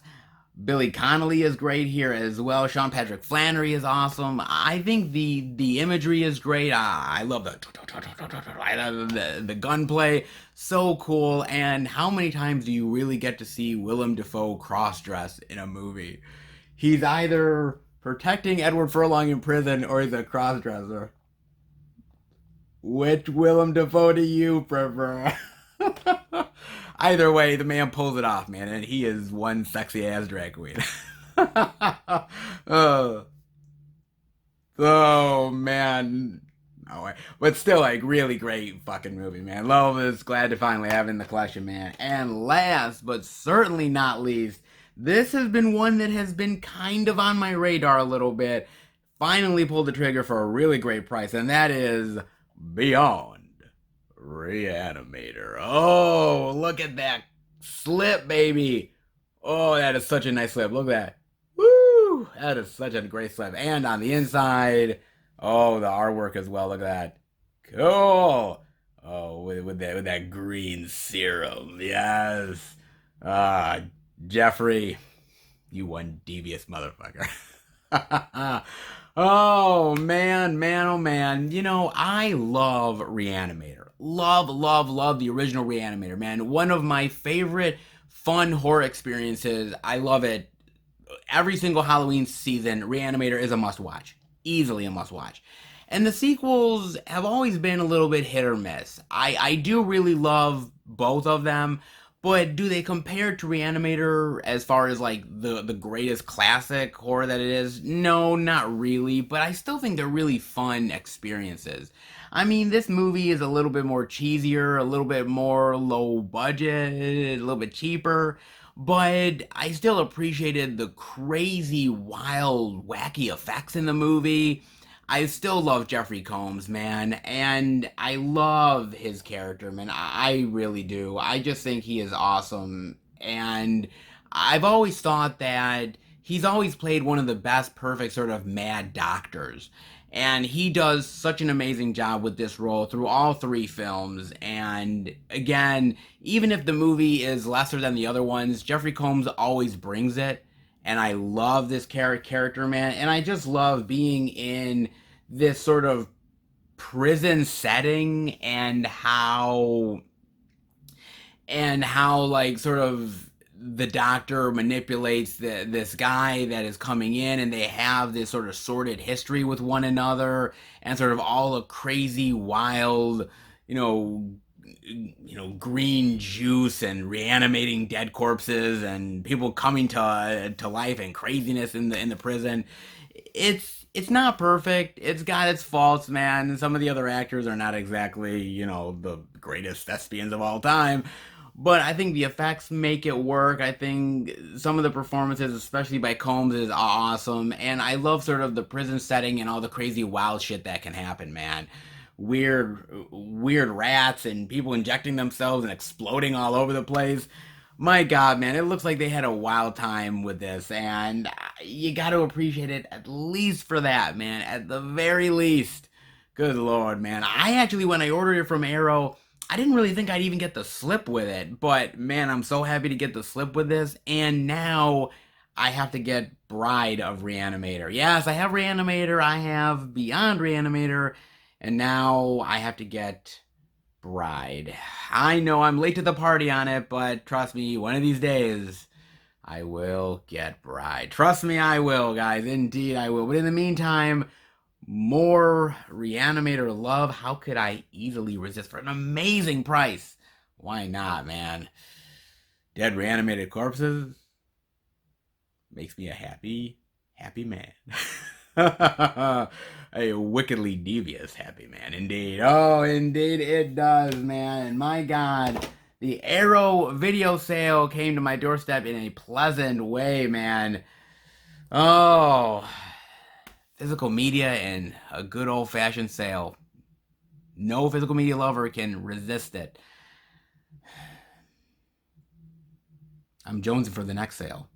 Seriously, I want it. Like now. And before I let you guys go, I gotta talk about this one. This is really interesting. Now, we are so impossibly close to James Bond, baby. Bond is back. Finally, man. God knows this took a long ass time, man. And Bond almost lost to the coronavirus, but not now, baby, and not ever. If one thing's gonna survive, it's James Bond. However, will it be the same as we've known it? Interesting article from Screen Rant. Daniel Craig on whether a female James Bond should be cast. Let's dive in, shall we? Now, in an interview with Radio Times, when asked whether he supported a more diverse version of Bond, Craig offered his view. Craig explained why he doesn't see the need for a woman to play the iconic character, when filmmakers should be creating new and different roles for females that are just as interesting. The actor argued there should simply be better parts available to both women and actors of color. He says the answer to that is very simple. There should simply be better parts for women and actors of color. Why should a woman play James Bond when there should be a part just as good as James Bond but for a woman? He's not entirely wrong on that, guys. Not entirely. He does make a good point if you really think about it. He does, have a point or two about it. I mean, you could go one way or the other on this. You really honestly could. Now, before you say, well, Daniel Craig never got any backlash, in fact, the article goes on to actually correct that. Interestingly, Craig himself was subject to backlash from fans when he was cast in the role for 2006's Casino Royale. This wasn't due to his ethnicity or gender, but due to his hair color, stature, and height. Do you remember that? That was actually the truth. There was so much speculation and there was so much backlash against this guy just for his fucking hair color. This guy knows a bit of backlash or two, just saying, guys. A fan campaign was established to have the producers cast someone who looked more traditionally like Bond. However, once audiences saw Craig's performance, those criticisms swiftly fell away. Of course they did, because he has been awesome as Bond. Truly, man. Now, the notion of updating Bond to keep the character aligned with modern audiences isn't new, and his behavior has certainly undergone a change from the more brazen sexism of Sean Connery and Roger Moore era. Even in Pierce Brosnan's first outing in GoldenEye, Judi Dench's M poignantly refers to 007 as a sexist, misogynistic dinosaur, a relic of the Cold War. He's gone through some changes over time, guys. Good, bad, ugly. What's the real solution to this? That's anybody's guess, honestly. Anybody's guess indeed, guys. Look, I'm going to be real here. I have always grown up, as we've all grown up, with Bond being the male, right? Being this sort of alpha male that is badass, he dresses well, he has expensive drinks, and he gets laid with the hottest chicks. That's what we've known Bond as since forever.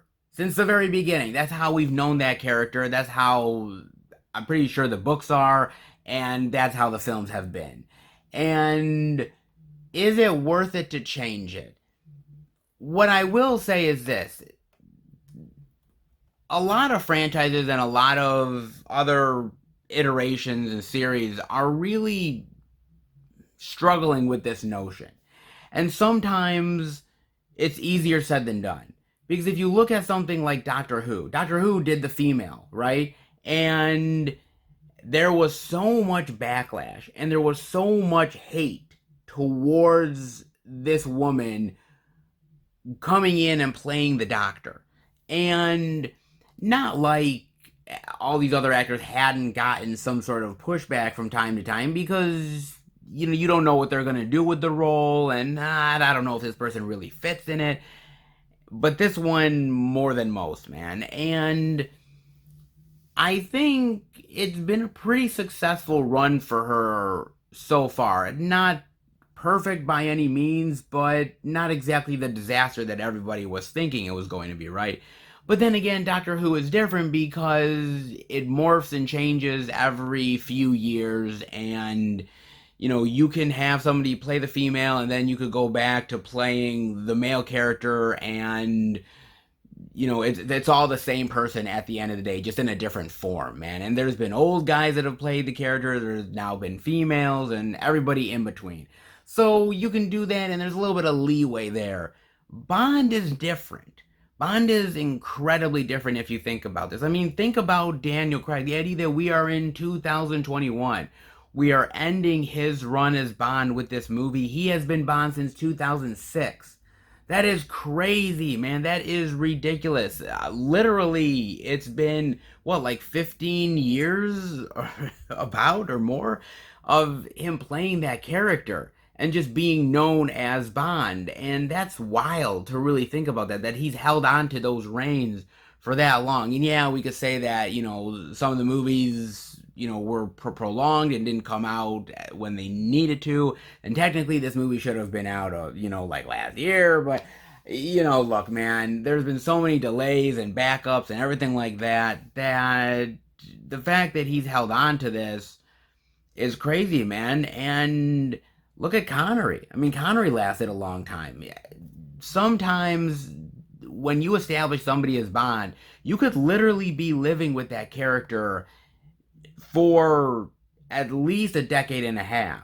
Maybe a little less, but man, nowadays with franchises being prolonged as they are and contracts being prolonged as they are, it wouldn't surprise me. So the gamble is real. If you don't get the right actor for this part, the series crumbles.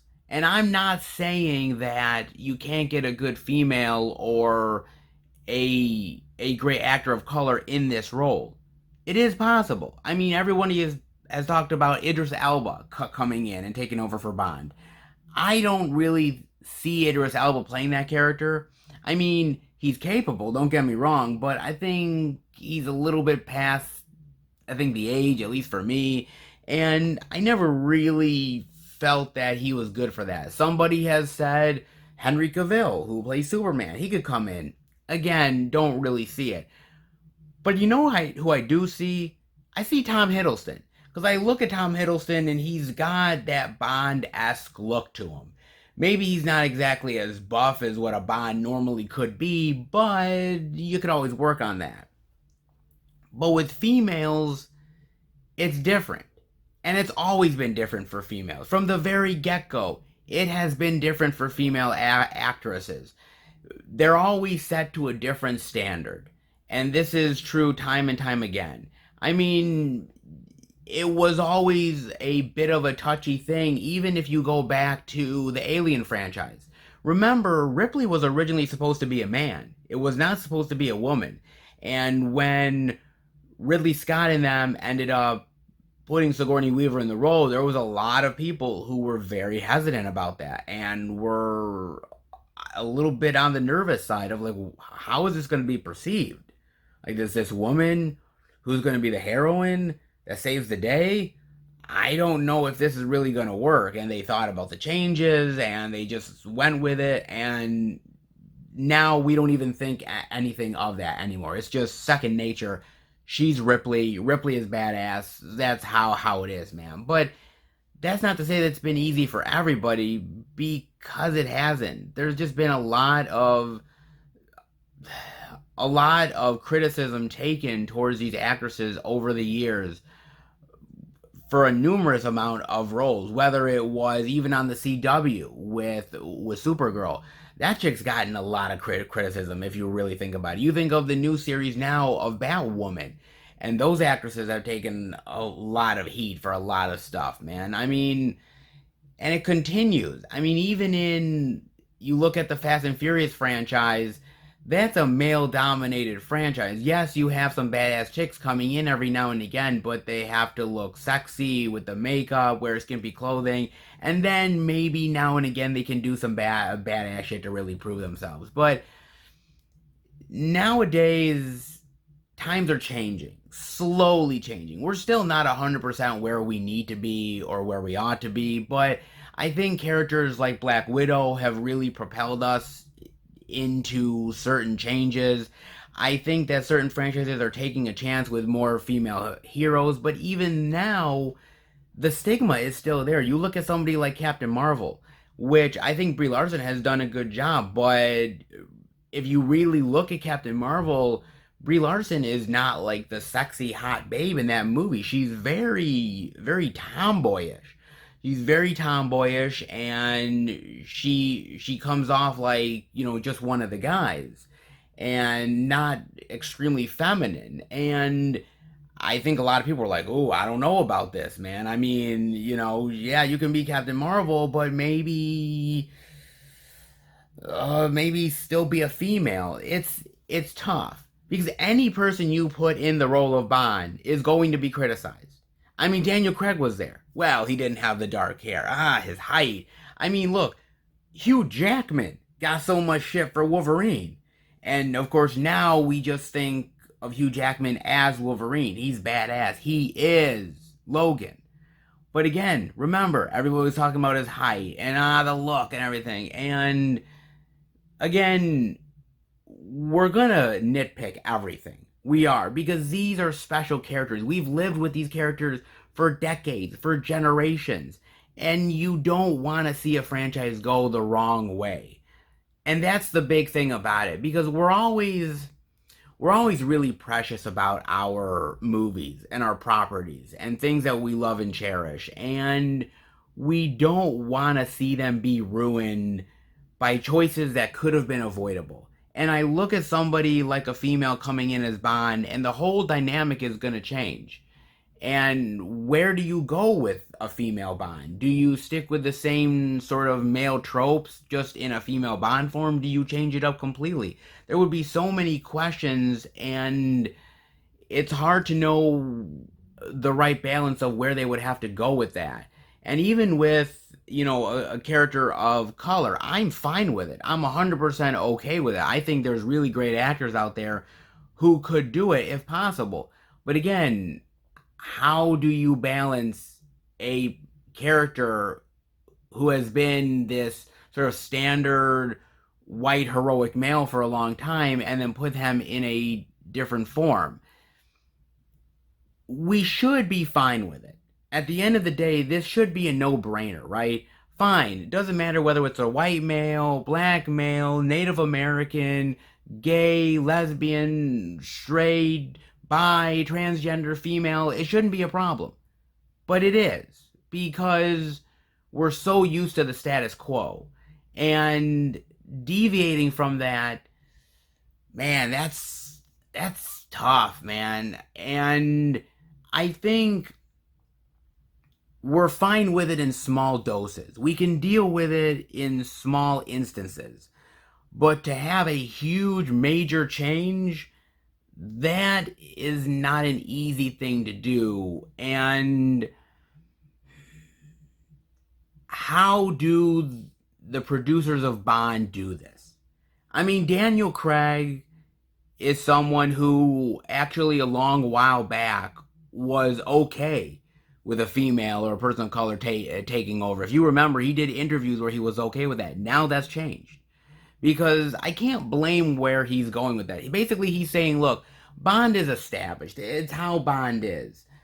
But we could do so many great original roles for females that are just as good. Why can't Hollywood make some of those? Why can't we continue to make original content and create characters that are just as badass and just as iconic? He makes a good point. On one hand, you have the idea of an icon who should stay an icon. On the other hand, we have, well, times are changing, and shouldn't our icons change with it? This is tough, man. There is no right or wrong answer here. If they end up making the next Bond a, straight-laced white dude, there's going to be backlash from certain people. If we make the character a female, there's going to be a whole nother slice of backlash. If we end up making the character African American, there's going to be a whole nother slice of criticism. There's no right way to do this. There really isn't. And the producers, I think, have been very lucky in their choices and how they've worked out. But I think Daniel Craig is going to be the last normal Bond that we get. Something tells me that the character is going to change with the times, and with that is going to come consequences. Are we ready for those consequences? Are we ready for change, or do we stick to what works? Does it still work? There's so many unanswered questions, and there's no clear-cut answers. But at the end of the day, Bond is Bond. He's iconic. And we should continue to give minorities, we should continue to give these actors and actresses out there who are just as capable of voice. Do we do that with established franchises? Or do we create more original and new content that can compete with it? That is truly the question indeed. That is truly the question. But again, it's hard to know where the answers lie. I'm very curious as to what you think about this. Definitely let me know. And I hope that you enjoyed this video. If you did, definitely give it the thumbs up, and I hope that you have enjoyed all of the content on the channel. And if you are new to the channel, hopefully you will hit subscribe and become a part of the Film Fan Nation. I want to thank my really great, wonderful subscribers out there. You give me wonderful feedback, great comments, really wonderful support. You watch all of the videos, and you truly have inspired me to continue, keep on doing this and giving you great content. And I truly appreciate the love and support you give me. You give me the love, and I hope I give the love right back to you. So thank you so much. Keep up to date with everything I'm doing through Instagram, Twitter, and Facebook. FilmFan108. Keep up to date with everything I'm doing, plus special pictures and videos I do from time to time on social media as well. And if you want to send the channel any movie-related love, posters, care packages, physical media, you name it, you can do that. The P.O. box is in the description below.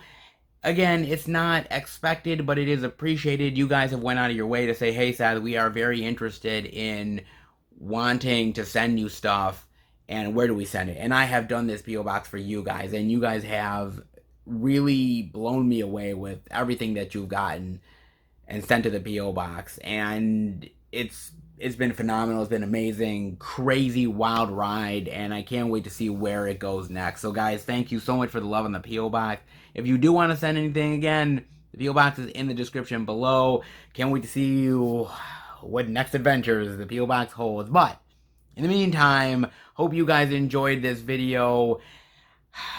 Hope you enjoyed all the physical media love that has been coming out as of late, and I will see you back next week for a brand new Blu-ray and DVD out and about video. Take care, everybody, and remember, happy hunting.